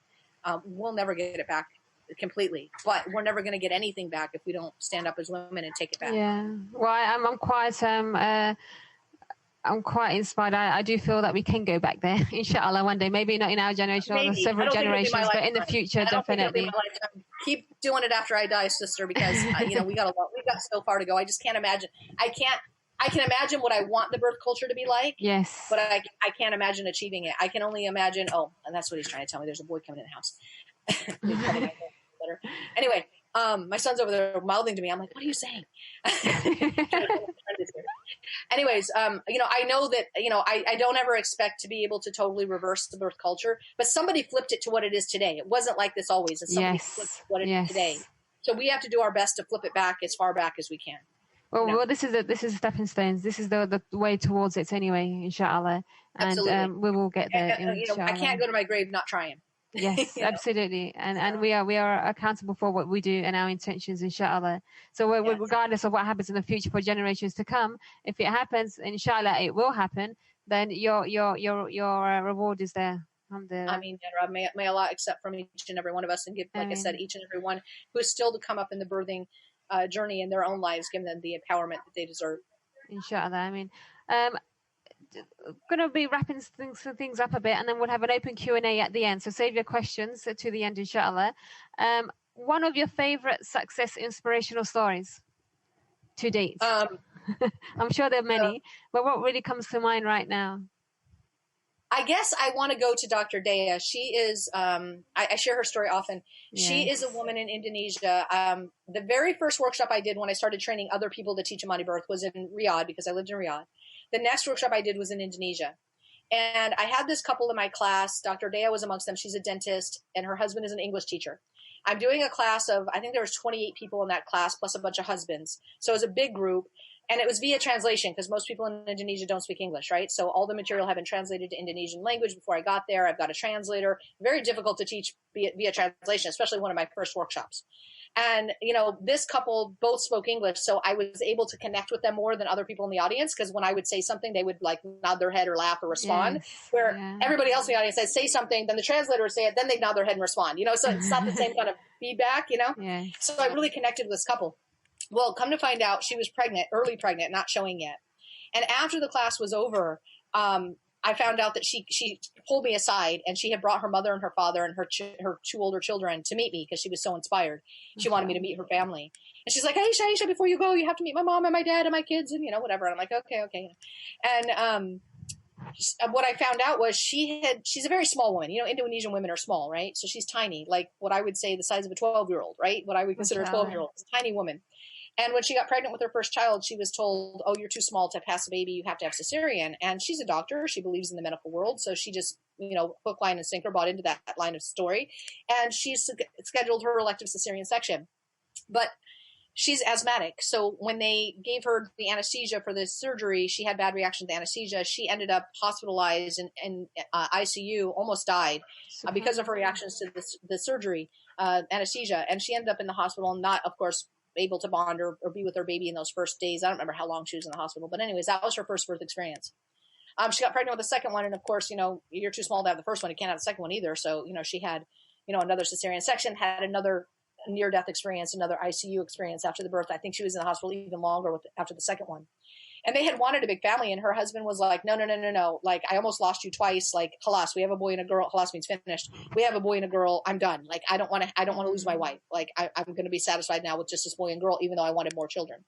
Well, she wasn't satisfied with that. And so she secretly like came off the pill or whatever their birth control method was. And he didn't know it. And she got pregnant with the third baby. So he was furious because she like got pregnant behind his back kind of thing. But she desperately wanted another baby. Mm-hmm. And then she found out that some crazy American woman was coming to Indonesia to talk about birth. And maybe she was going to talk about this concept she'd never heard of. And that's VBAC, vaginal birth after cesarean. It's a concept that wasn't even like alive in her community, in her country. And so, what is this? So she begged her husband, and they came to our workshop. And of course she was deeply inspired. There were many midwives in that workshop. She ended up hiring one of the midwives that I also trained in that workshop, to be her home birth midwife. And she had a VBAC with her third baby. MashaAllah. Her third baby, by the way, actually died in the womb. So she actually had an intrauterine fetal death. So she delivered that baby. This is a big part of her story. She delivered that baby stillborn. And when the midwife who had trained with me in the Imani Birth Workshop went to check on her 20 something weeks, she couldn't find a heartbeat. She messaged me through Facebook messaging, and she said, Aisha, this is midwife so-and-so. I can't find a heartbeat with Dr. Dea. What should I do? And I said, well, why don't you take her into the hospital? Maybe it's, the skill of this midwife. Maybe it's her equipment. Maybe it's the battery, and her Doppler. I don't know. I said, why don't you take her to the hospital and have them do an ultrasound and see what's really going on with the baby? And so she messaged me a little while later. They're at the hospital, and sure enough, the baby is demised. It's, deceased in the womb. And she says, I don't know what to do because now they're trying to force her into an emergency cesarean section. Mm-hmm. And I said, well, how is the mother? She said, the mother's fine. I said, no toxicity. Like there's no threat to her health. She said, no. But they're really bullying her. And I'm thinking to myself, we usually do C-sections to save the baby, right? Mm-hmm. Or the mother. We're not saving anybody here. The baby's already dead. So we're not doing a C-section to save a baby here, right? The mother's not in trouble. So we're not doing a C-section to save the mother. This is a mother I know wants a VBAC badly, and some mother I know that's going to want more children. I know her. Mm-hmm. And she's got a small baby. It's only 20 something weeks. If ever she's a small girl, but if ever she's going to succeed in the VBAC, it's going to be with this 20 weeker. Right. Yes. So I'm thinking, let the woman have her VBAC. You know what I mean? Mm-hmm. And so I told the midwife, I said, where's her husband? And she said, well, he's working on another island. He's away. And I said, okay, well, you tell those hospital people that she can't make a decision without her husband. And so, being the patriarchal society that, Indonesia is, much like Pakistan and India and Saudi and other places, they respected that she needed her husband. And they said, okay, fine, go home, but you come back as soon as he comes. And so she went home, and her husband did come, and she waited 2 weeks, nothing, no contractions, no baby, nothing. And she started getting a little freaked out. Of course, she's carrying a dead baby. So she started getting a little freaked out, and she contacted me, and she says, what do I do? And I said, well, as long as you're still well, you can either wait it out more, but if that's freaking you out, you can go in for an induction, or you can just go ahead and submit to the C-section. I mean, those are your choices. So she decided to go in and try for induction. So now she's messaging me during her inducted labor. Mind you, this is a woman who's never had labor before because she had 2 planned C-sections, right? And she's messaging me, oh my gosh, Aisha, this is so painful. I don't know how to deal with it. So I'm basically being her doula through Facebook chat, telling her to breathe and relax and whatever, I half wanted to tell her, go ahead and take the drugs. There's no baby anyways. You know what I mean? Like I usually want you not to take the drugs because it's not good for the baby, but I can't say that to her. So I'm coaching her through as I would any natural birth mom. And she ended up having the baby. She contacted me. She was so excited. I did it. I have a VBAC. Now, mind you, it's a dead baby. But she was so excited. I had a VBAC. They told me I could never have a vaginal birth, and I did it, right? So I was able to celebrate that moment with her. And then she went on and got pregnant again, and I came to Indonesia. She took over the organizing of Indonesia. She's now my Indonesia country coordinator. In memory of her baby Arafah that she lost, her name is Arafah. In memory of baby Arafah, she has dedicated her life to bringing Imani birth to the women of Indonesia. So every year until COVID, my husband and I were going to Indonesia, training hundreds of women every year in Indonesia to be childbirth educators and doulas, working a lot with midwives and things. And 2020 is the first year we didn't get to go, which kind of broke my heart. But anyway, when I went that next year, she had just given birth 6 days before I got there. She's like, I tried to wait. I wanted you to deliver my baby. I tried to wait, and I'm like, well, it is what it is. So she had the baby 6 days before I got there. That baby number 4, now she has the 2 C-sections. She has the intrauterine fetal death baby who's only 20 weeks when it was born. And now she's got baby number 4. Baby number 4 was bigger than the first 3. And so here she's been told with baby number 1, you're too small to ever give birth to a baby vaginally. She proves them wrong with baby number 3, but that's a small baby. Now she has a bigger baby than all of them with baby number 4. So that, really reassured her that like my body's not broken and I'm not too small to give birth. But it also made her realize she got screwed with births 1 and 2, right? So it's bittersweet. Like I did it. I gave birth to a 6-pound baby or whatever it was. But then I realized that I got screwed with babies 1 and 2 who were tiny little 5-pound babies. She could have given birth to them as well. Subhanallah. So at the end of the day, she's gone on now, and she had Abizar and Alia, then she had Arifa, who she lost, then she had Abizar. She went on to have Ayri, and then she had twins. She had Aisha, named after me, and Ahmed. Inshallah. About a year ago, 2019, 2 years ago, a year and a half ago, she had twins. And she had those twins, by the way. So here, she's had cesarean, VBAC, and then VBAC with twins. Now tell me, some birth consumerism to find a care provider who would support her having, babies 6 and 7, twin pregnancy, vaginally, after having a history of cesarean sections. She had to work hard to find a care provider to support her. I think she drove like 3 or 4 hours to get to a doctor who would support her. She wasn't comfortable doing that with a midwife. The midwives weren't comfortable, with the twins. So she had to like really work hard to find that care provider. But she did it. She had her twins vaginally, and mashallah, she is the reason that Amani Birth has a presence in Indonesia today. Subhanallah. She's the one who brings us every year. She's the one who makes sure that all of the material is translated into Indonesian language. Every time I edit something in English, I cringe because I know that, okay, Dea's got to change that in Indonesian, that Arabic, and my Urdu team is working. Hold on, you got to change something because I changed the way I worded something. So she's the one who's really taken Indonesia and put it on the map for Amani Birth and brought our work there. And we work a lot with medical providers there, mostly midwives, because she reaches out to them and says, you're the people who can make a difference and make a change in these women's lives because you're presiding over births. And there's still a lot of midwifery, alhamdulillah, in Indonesia. So we're able to work with midwives and change the way they practice. SubhanAllah. Oh, Umar says she's talked to her too, mashallah, mashallah.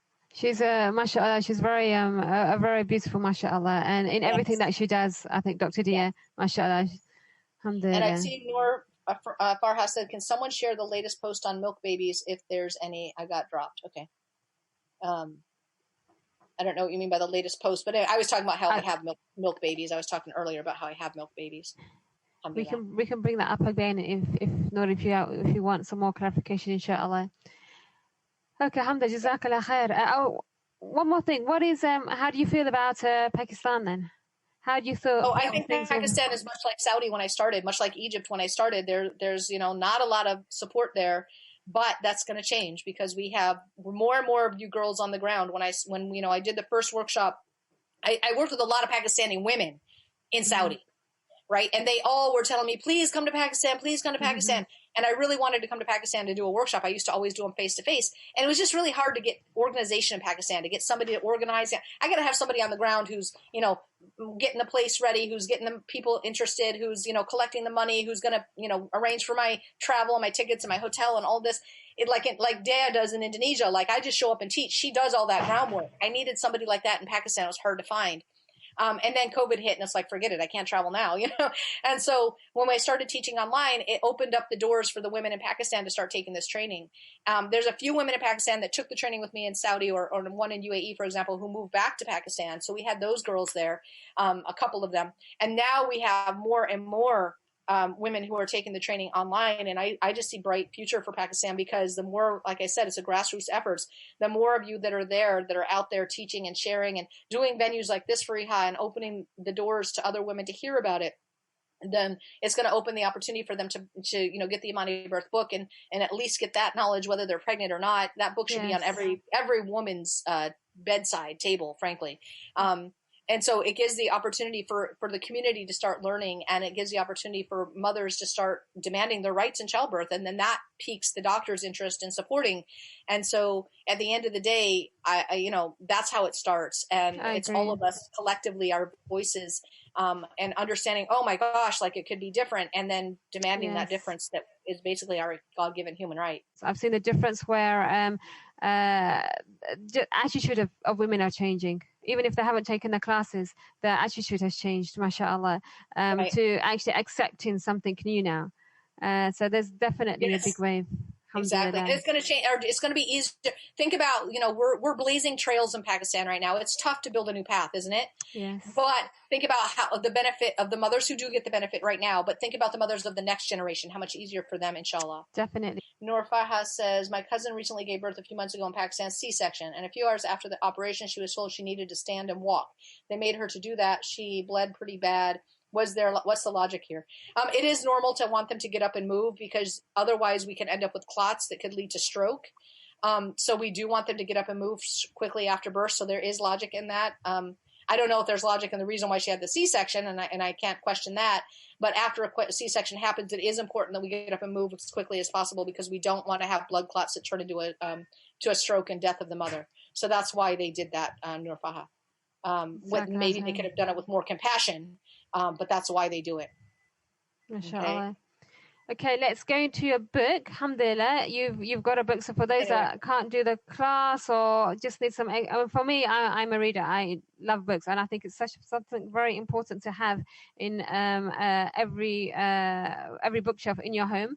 And the other thing about here in Pakistan is I went from bookshop to bookshop looking for childbirth books, natural childbirth books, and I was appalled of what I found actually, and everything that we had to get had to be from abroad. So getting these books here, alhamdulillah, was a big thing.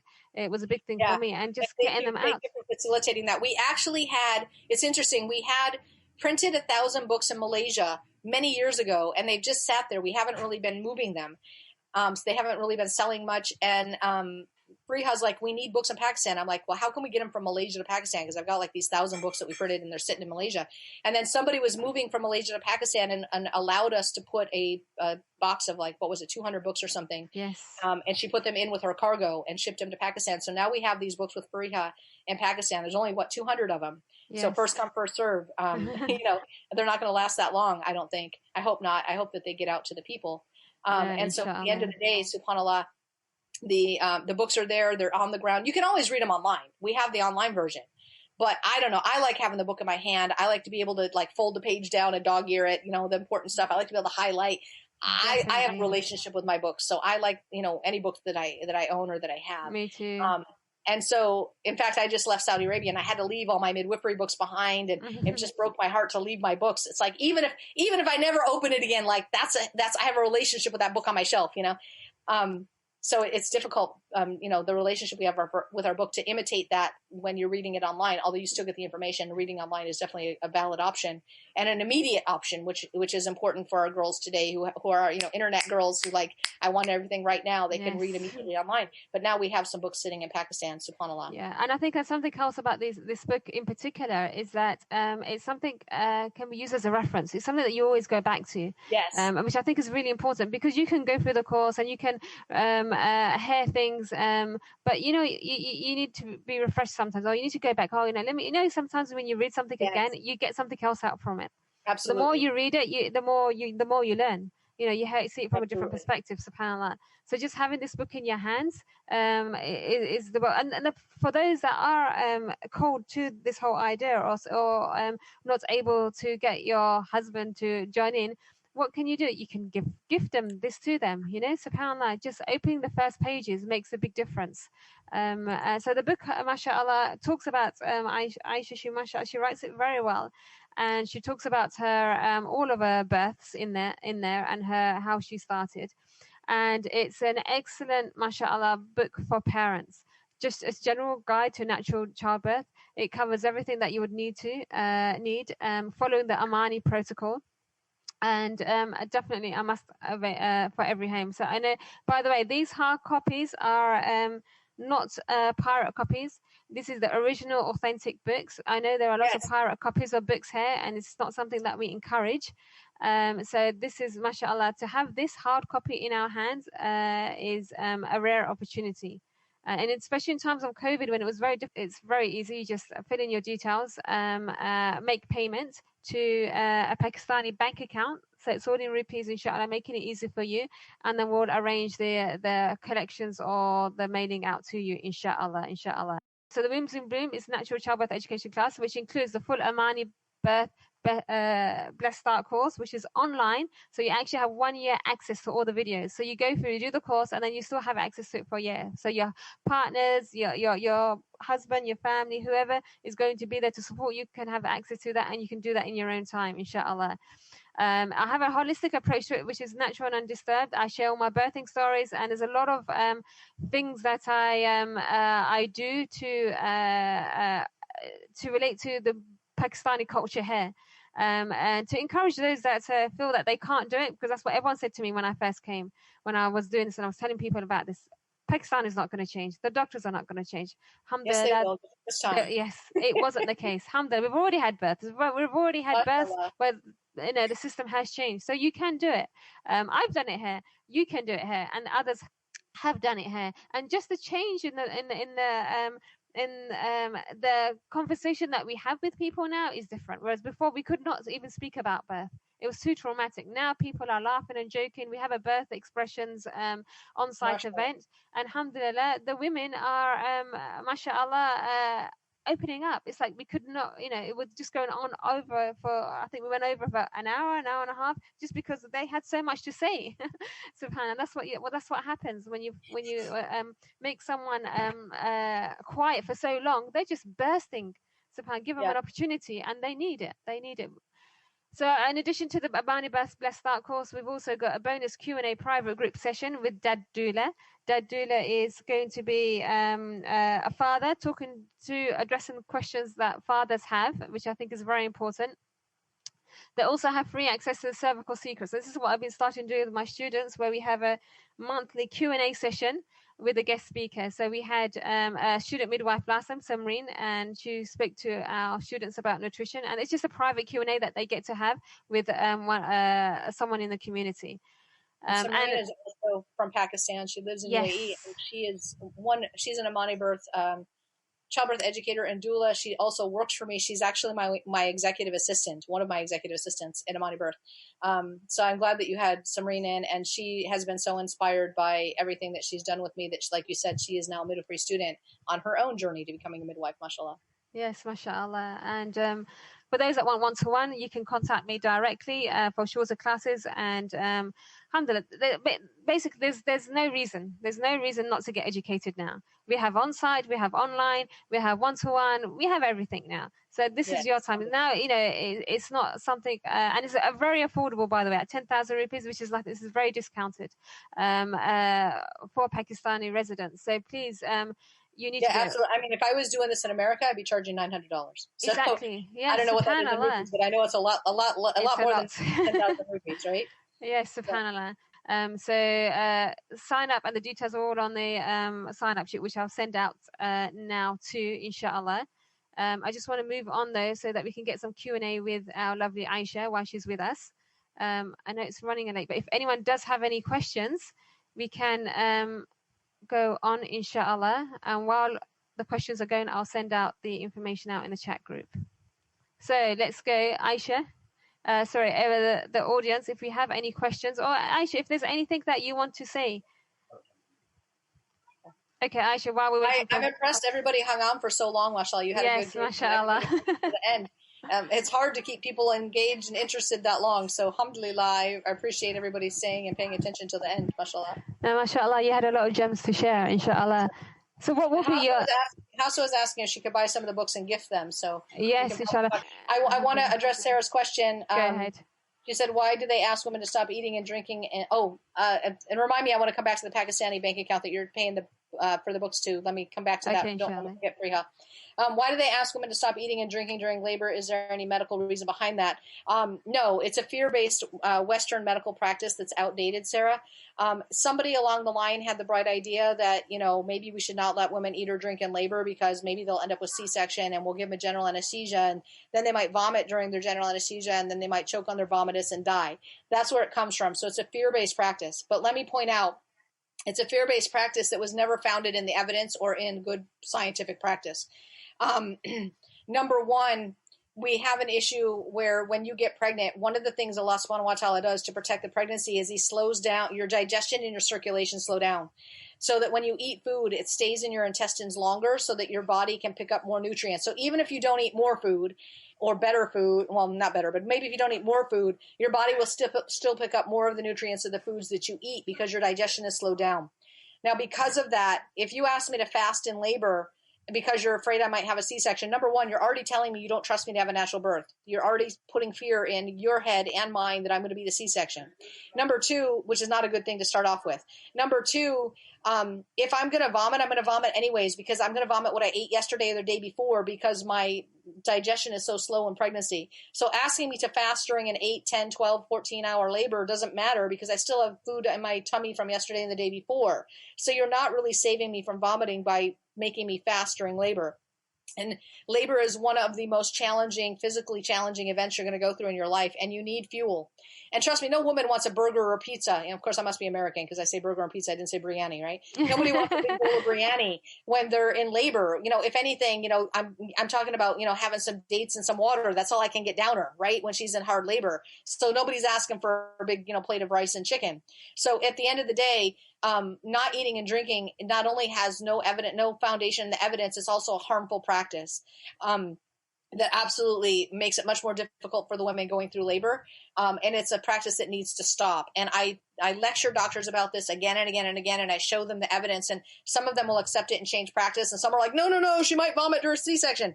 Number one, most of your women aren't going to be under, I don't know about Pakistan, because I don't know your C-section practices, but in most places around the world, you're not going to be under general anesthesia for C-section anyways. They're going to give you an epidural. You're going to be awake. Even if you vomited, you're not stupid. You're not going to lay there and choke on it. You're going to turn your head and spit it out, right? Number two, if I'm going to vomit, I'm going to vomit anyways because of the slow digestion of pregnancy. You're an obstetrician. You should know that. So you're not saving anything by having me not eat or drink during labor. And number three, you're making it much more difficult for me to go through this process. So it's not a natural thing to ask a woman not to eat or drink. It is a medical intervention. It is a harmful medical intervention, and it's one that needs to die. And if you look at any of the current evidence and the current recommendations from the World Health Organization, the federal obstetric organizations, the British organizations, the American organizations, Saudi even, all the way around the world, we're begging doctors to stop this practice of not letting women eat or drink in labor. But the problem is getting that word to the doctors on the front lines and getting them to actually change practice is difficult if that's what they were taught and what they practiced for the last 20, 30, 40 years, right? Let's see, there's the link. Noor Farha says, did that answer your question, Sarah? Hopefully that nailed it for you.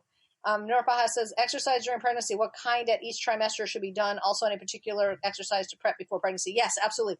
I'm going to say to you, read the Imani Birth book and even more importantly, take the class, because we're going to give you a whole exercise regimen. Exercises in pregnancy should never be painful or hurt. We're talking about things like walking, swimming, and stretching. We want to build your strength, your stamina for birth. We have, exercises for the vaginal area called Kegel. Those exercises are super important to get the vaginal area ready for birth. So we have special exercises for the mommy parts. We also have general strength and stamina exercises. You need strength and flexibility in your legs to do a birth that you're not laying on your back, to be able to squat or to be in different positions. So we definitely have exercises specific for pregnancy, and we teach those in class 1 of the Imani Birth class or the Blessed to Start class, either one. It's the same class, just face-to-face or online. Yes. Is it necessary to do massage after delivery? I assume that's massage, Hanifa, that you're asking. I mean, it's not necessary. Sure, it's nice. It's nice to have massage after delivery. If you're talking about massaging the womb where we squeeze the belly after birth, are you talking about that? Or are you talking about postpartum massage with a nice postpartum masseuse? Which are you talking about, Hanifa? Before I answer your question, tell me that. Sarah says, how do I go against them and eat anyways during labor? I will tell you this. I very rarely will tell women to go against their doctor's orders, blatantly. But this is one where I know it's outdated medical practice that has no basis in science. It's a fear-based practice. I will tell you, you sneak some dates and water if your husband's in there with you, or your doula or your mother or whatever. I have no problem. Half a date an hour will make me happy, Sarah. Half a date an hour will keep your energy up. And that's all you can probably stomach when you're in hard labor. So I'm like sneaking a date in your mouth when they're not looking, sneaking a sip of water when they're not looking. That's how I handle it. And also, so just to add to that, with hair in Pakistan, if it's something that you've found out that your hospital does apply, then it's up to you to discuss that with the doctor beforehand, because nothing is written in stone. With the doctor's hair, even if it's hospital protocol, if you are able to get a report, Yes. And by the way, if you're finding that the hospital and doctor you're working with is outdated practice and they're not willing to give you evidence-based practice, go somewhere else. Like, shop around. That's what good birth consumerism is about. Yes. If Yeah. their only issue is they won't let you eat or drink, but they're supportive on everything else, maybe it's worth it to stay with them and to, sneak your food and drink. Also, don't go to the hospital too soon. Like, don't spend 8, 12, 14 hours in the hospital. Yeah. Go when it's time to give birth, unless there's a problem. Don't be rushing in the hospital with your first contraction. Nobody's going to stop you from eating or drinking while you're laboring at home. Yes. Nayareen Farouk says, I know epidural is discouraged. What's your point of view on walking epidural? Any kind of, it's still a narcotic. And I want to ask you this. If narcotic in general, that's the same family of drugs as cocaine, is haram, how can we justify it in labor when I believe you can do labor without any drugs? So if I believe you can do labor without drugs, how can I justify you taking a narcotic in labor, which would otherwise be haram? If you are having cesarean section, I believe epidural is the best friend, right? Thank God for epidural, because you can't lay there and have your belly cut open without some kind of anesthetizing.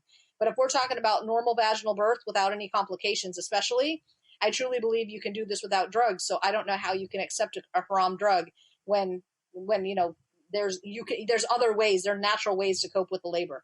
So regardless of whether it's a walking epidural or not, any of the drugs that we give in labor for pain are opioids and narcotics. So how do you justify that when those are haram otherwise? How do I go against 7E? Anyways, I answered that. How to deal with acid reflux during the third trimester. Well, when you're having acid reflux, there's such a thing as hyperemesis gravidarum. When you're having such amount of issue that you're vomiting to the point that you're, malnourished and dehydrated, that needs medical attention. If we're talking about a little bit of acid reflux, of discomfort where you get that nastiness, then it's a matter of, saltine crackers and things that have, what do you call it? The anti-acidic effect, the salt and the starch of like a cracker or dry toast.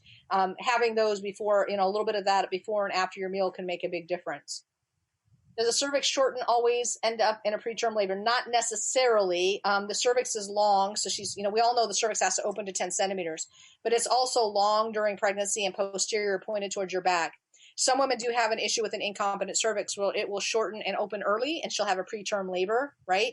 And so that can be dangerous. If we have a woman who we see during her prenatal care, and this is one of the reasons prenatal care is important, with that her cervix is shortening and we're threatened with a preterm labor, so preterm that it could be a danger to the baby's survival, then they can go in and they can put in a stitch in your cervix. They can literally stitch your cervix closed so that you don't have a baby early. But a lot of times, the threat of a shortened cervix, get a second opinion. A lot of times it's not as big a deal as we make it out to be. Okay. What if you do? Sorry, if you do have a short cervix, here everyone recommends bed rest. That's what the doctors recommend. Yeah, but I will tell you the truth, protocol? Bed rest is not going to make a difference. The studies show that bed rest, which is often recommended, because we have to do something, right? So we have to recommend something. And then if you lose the baby, we did all that we could do. But at the end of the day, I don't know what you're saying, Amani. At the end of the day, bed rest has not been shown scientifically proven to make a difference. If you're going to, if you're going to lose the baby, you're going to lose the baby, bed rest or not. So that's just the reality of things. If you look at the studies, we have to do something. We'll give bed rest. We'll give progesterone. None of those things are actually proven to make a difference, but we have to feel like we did something. So, and in the medical world, if that's the normal protocol and I don't do it, then I can be held liable for not doing it, even though there's no scientific basis behind those things. And Hanifa says, is full body massage required postpartum? It's definitely not required. It's nice, but it's not required. So that's a very cultural practice, and I love it, and I wish that my culture practiced it. But obviously, if my culture doesn't practice it, it's not necessary, right? But it is nice. It is practiced a lot here in Pakistan, and those that do understand how to do this, because it does encourage the closing of the bones. But then again, a lot of people, we have lost the real skill behind it. So I personally have experienced where they're not very experienced compared to how they used to be. Gotcha. So definitely something to restudy. Inshallah. Absolutely. And it is a cultural tradition that, like she said, it's an art that's being lost upon a lot. Yes, yeah. All right. Mavish says, what kind of interventions to look into for a mid backache that started after birth and never stopped? I have to ask you, did you have an epidural? Sometimes it can be from the epidural. I don't know if that's your case or not, Marvish. And if so, it could be a pinched or damaged nerve. And other than just kind of dealing with it, there's not a whole lot that we can do for that. But I would recommend chiropractic care, probably physical therapy. Those are things that you can do if you're having chronic backache after the birth. Yes, Mani? No, no. Hafsa says, laboring at home is very important in Pakistan. Hanifa says, what are contractions like? How do I know the time for labor and birth? Well, let me just say this. Early contractions, a lot of women don't even notice them. And if you are asking me, if you're a first-time mom and you call me and say, I think I might be having contractions, what do you think? Well, I think you're not in hard labor, because you're not going to miss hard labor. Okay. So you're in early labor if you don't know yet that you're in labor. But contractions for every woman are different. For me, they started in my hips and they radiated forward, kind of like if you were to suck your tummy in and just kind of contract it in, like from your hips inward. That's what a contraction felt like for me. For some women, they feel it in their back. I know some women feel their contractions in their thighs. They don't even feel it in their belly. It's their legs. So very interesting that every woman has a different sense of what contractions are. But it's definitely a squeezing and a tightening that starts and it builds and it gets stronger, stronger, stronger, then it holds. And then, after a few seconds, it'll start to release and slowly relax. And once you start having contractions, you're going to know what they are. So, and what they are for you. Like I said, Hanifa, they might be different how you experience them from how I experience them, from how somebody else experiences. And sometimes, contractions for those women who have premenstrual cramps. I never had premenstrual cramps. Alhamdulillah, I was fortunate not to ever experience that. But for women who have premenstrual cramps, they describe it as very similar to their premenstrual cramps, but just more intense. So if you're someone who's had premenstrual cramps, it's probably going to be similar to what you experience premenstrually. Something makes sense to Nareen, but I'm not sure what it was because I didn't read it at the time. I think it was a narcotic. 13 tips in the Blessed Start Journal for acid reflux. Alhamdulillah. Yes, absolutely. So when you take the Amani Birth class, the workbook has tips for this topic, as well as the natural tips, as well as the Blessed Start course. Right, Hafsa, thank you. Fatima says, I'm 32 weeks and my cervix has shortened. I'm on bed rest, but I'm having acid reflux. Yeah. So at the end of the day, like I said, being on bed rest, I'm not telling you to go against your doctor's orders for bed rest, but I'm telling you the reality is bed rest probably isn't going to make a difference one way or the other. Have they offered you cerclage, the stitch in the cervix? I'm curious as to whether they've offered that to you or not. And then the acid reflux, again, in the Amani materials, that we have lots of different advice for that. But the first thing that comes to my mind is the little bit of dry toast or salt and saltine crackers before and after meals. Those would be my first go-tos. Obviously, not eating things that you notice evoke the acid reflux. Like biryani has yogurt in it, right? And so a lot of people that can be a cause of acidic reaction. So figure out, are you having acid reflux after you eat certain foods? And if so, maybe eliminating those from the diet. Noor Farha says, any special concern or advice for first-time pregnancy after 30? Nope, not at all. I don't have any concern or any special advice except, alhamdulillah, mashallah, may Allah give you a healthy baby. At the end of the day, I've had babies, starting at 26. I had 8 babies. I didn't start till 26. So I had many of my babies after 30. And even the last one was after 40. And a lot of people are like, oh my God, advanced maternal age. I don't find it to be that big of a deal, to be honest. Eat well, be healthy, exercise, choose a good doctor. Same thing I would tell anyone else, Noor Farha. I don't have any special concerns just because someone's after 30. Mavish, regarding hyperemesis, is there a way around having a relatively peaceful time for those who experience extreme nausea and vomiting for the first 5 months, or live it out? It's the only way. There's not a whole lot that we can do for it. Like I said, if it's to the point where you are dehydrated and sick and like you could die, it could be so bad that you're getting no nutrition, then you may need to have IV therapy, and you might need to be hospitalized perhaps for support if it's that bad. Some girls that I've worked with that had hyperemesis, their biggest advice was to eat things that go down smooth, because if it comes back up, it's going to come back up smooth. So they lived on smoothies, blending up their vegetables and their fruits, because if it goes down easy, it comes up easy. That was just practical advice that I got from some girls who suffered with hyperemesis. Is it something that is common in all pregnancies? Because once you say it's not hyperemesis is way beyond normal pregnancy vomiting. So this is like a serious issue. Sometimes it can be a lack of vitamins, B6 in particular. So sometimes B6 might be prescribed, but that should always be under the doctor's care. because when I take a B vitamin, we can upset the other B vitamins. So sometimes it's a nutritional issue that underlies everything. Is it normal to be vomiting many times a day? What kind of pregnancy deficiency? There we go, vitamin D6. Thank you. There you go. So I hadn't even read that yet, Marvish. But I would specifically be talking to a care provider if it's that bad. But B6 is often an issue. So I would also be looking into what are the normal food sources that have high content of B6. I can't think off the top of my head. But I would want to be taking a look at that because you know, if you can get things in normal food fashion, then you're not taking a vitamin out of its context. You're taking it in context the way the Allah subhanahu wa ta'ala has created it. Like we don't know what's all in an apple, right? We know there's certain things in an apple, but as mankind, we don't know everything. And we don't know the precise mix that's in that food. So if you can figure out what foods are high content of B6, it's going to also have all the supporting elements and vitamins that go with it. So I always tell moms, try to go the natural route first. And if not, then obviously you might need to go to to the medical route. And she did not have an epidural. She was talking about the lower back pain. She didn't have an epidural. Alhamdulillah for that. And so at that point, I would definitely be saying, you know, masseuse, chiropractic, and or physical therapy. And Jazana Wayafilm. No, the time has passed, so no stitch and progesterone recommended by the doctor. It's my fourth baby, so doctor said it's okay to have a short cervix. Yeah, absolutely. And I forget, you said you were 32 weeks. I'm happy if you can make it 4 more weeks. I'd like to see moms make 35, 36 weeks. Beyond, you know, it's still premature prior to 37, 38. But if you can make it to 35, I know your baby's going to be just fine. So I'm always like biding my time, and I hit 35. I'm like, oh, thank goodness. And then the next week goes by, thank goodness. You know, every week that goes by, you're that much closer to, you know, baby being fine. And Fatima, I wouldn't be surprised if you don't go past just because you're stressed about this, if you don't go past 40 weeks, you know, I wouldn't be surprised. So, and you experience a lower back pain with both pregnancies, subhanAllah. Yeah. So with that, I would say, you know, the pregnancy exercises also that we have in the Imani program are also great for lower back pain.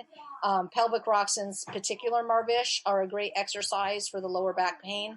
And I will also say, I told you that I've kind of started on my own fitness journey. I've had 8 kids. I've always had like just lower back, I wouldn't call it pain, but just like I notice my lower back. I have discomfort. And I noticed that since I've been exercising and getting my body stronger, I used to want my husband to rub my back every night. I still would like him to rub my back every night, but to the point that it's like, oh, please rub my back. Like, you know, it's been a long day. Like, just rub my lower back. Now, if he rubs my back, it's great. I love it, but I'm not going to bed feeling like, oh, please, I need you to rub my back. You know, so I think exercise makes a huge difference. I would just like to add there, as before I was pregnant with my last baby, I was training for a new course I was doing in Pilates. And so I was working on a new program, and I was putting a class together for some new students, and I was exercising every day, doing Pilates, very conscious about my posture and everything that I was doing, to the extent that when I did get pregnant, I thought it was because I was exercising too much. And I have to say, the pregnancy that I had, compared to all the other pregnancies, considering it's the 7th baby and I'm older, it was the most comfortable pregnancy I had physically. And the emphasis really is about posture, and just our lifestyles has really changed our shapes of our bodies, and then the baby sits in those positions, hence all the pains. And so it really does help getting the right physical activity and posture and movement. I mean, you don't need to be doing workouts, but just your movements and the postures that you describe in your own personal exercise videos can be make the world of a difference. Absolutely. Even the way we sit. Absolutely. And Marvicious, thank you so much. Jazakallah Kasir. It's meant so much listening to this, Aisha. Alhamdulillah. And I hope that you get good benefit out of it. And Hausa said her Syrian spinal epidural is torturing her even 12 years later. Yeah, and that's something that people don't recognize. You know, we opt for these drugs and we don't recognize sometimes you're setting yourself up for a lifetime of, as Hausa describes it, torture, right? We don't even recognize. And that epidural, you know, with a C-section, obviously, alhamdulillah for the epidural, but so many women are just signing up for the epidural, like me, I don't want to feel the pain of labor, give me something, and they don't realize maybe you're setting yourself up for 12 years of torture, you know, or exactly longer. Subhanallah. And by the way, in our classes, we actually do teach you how you can have manage the pain throughout the classes, to the extent where, and I keep saying this to my own students, is my last labor was actually pain-free. And I know it might seem strange, but it actually was. And it had a lot to do with my mindset, how I took care of my body, and the whole actual birth process. And everyone can do it. It's not something that is only for the elite or a particular type of person.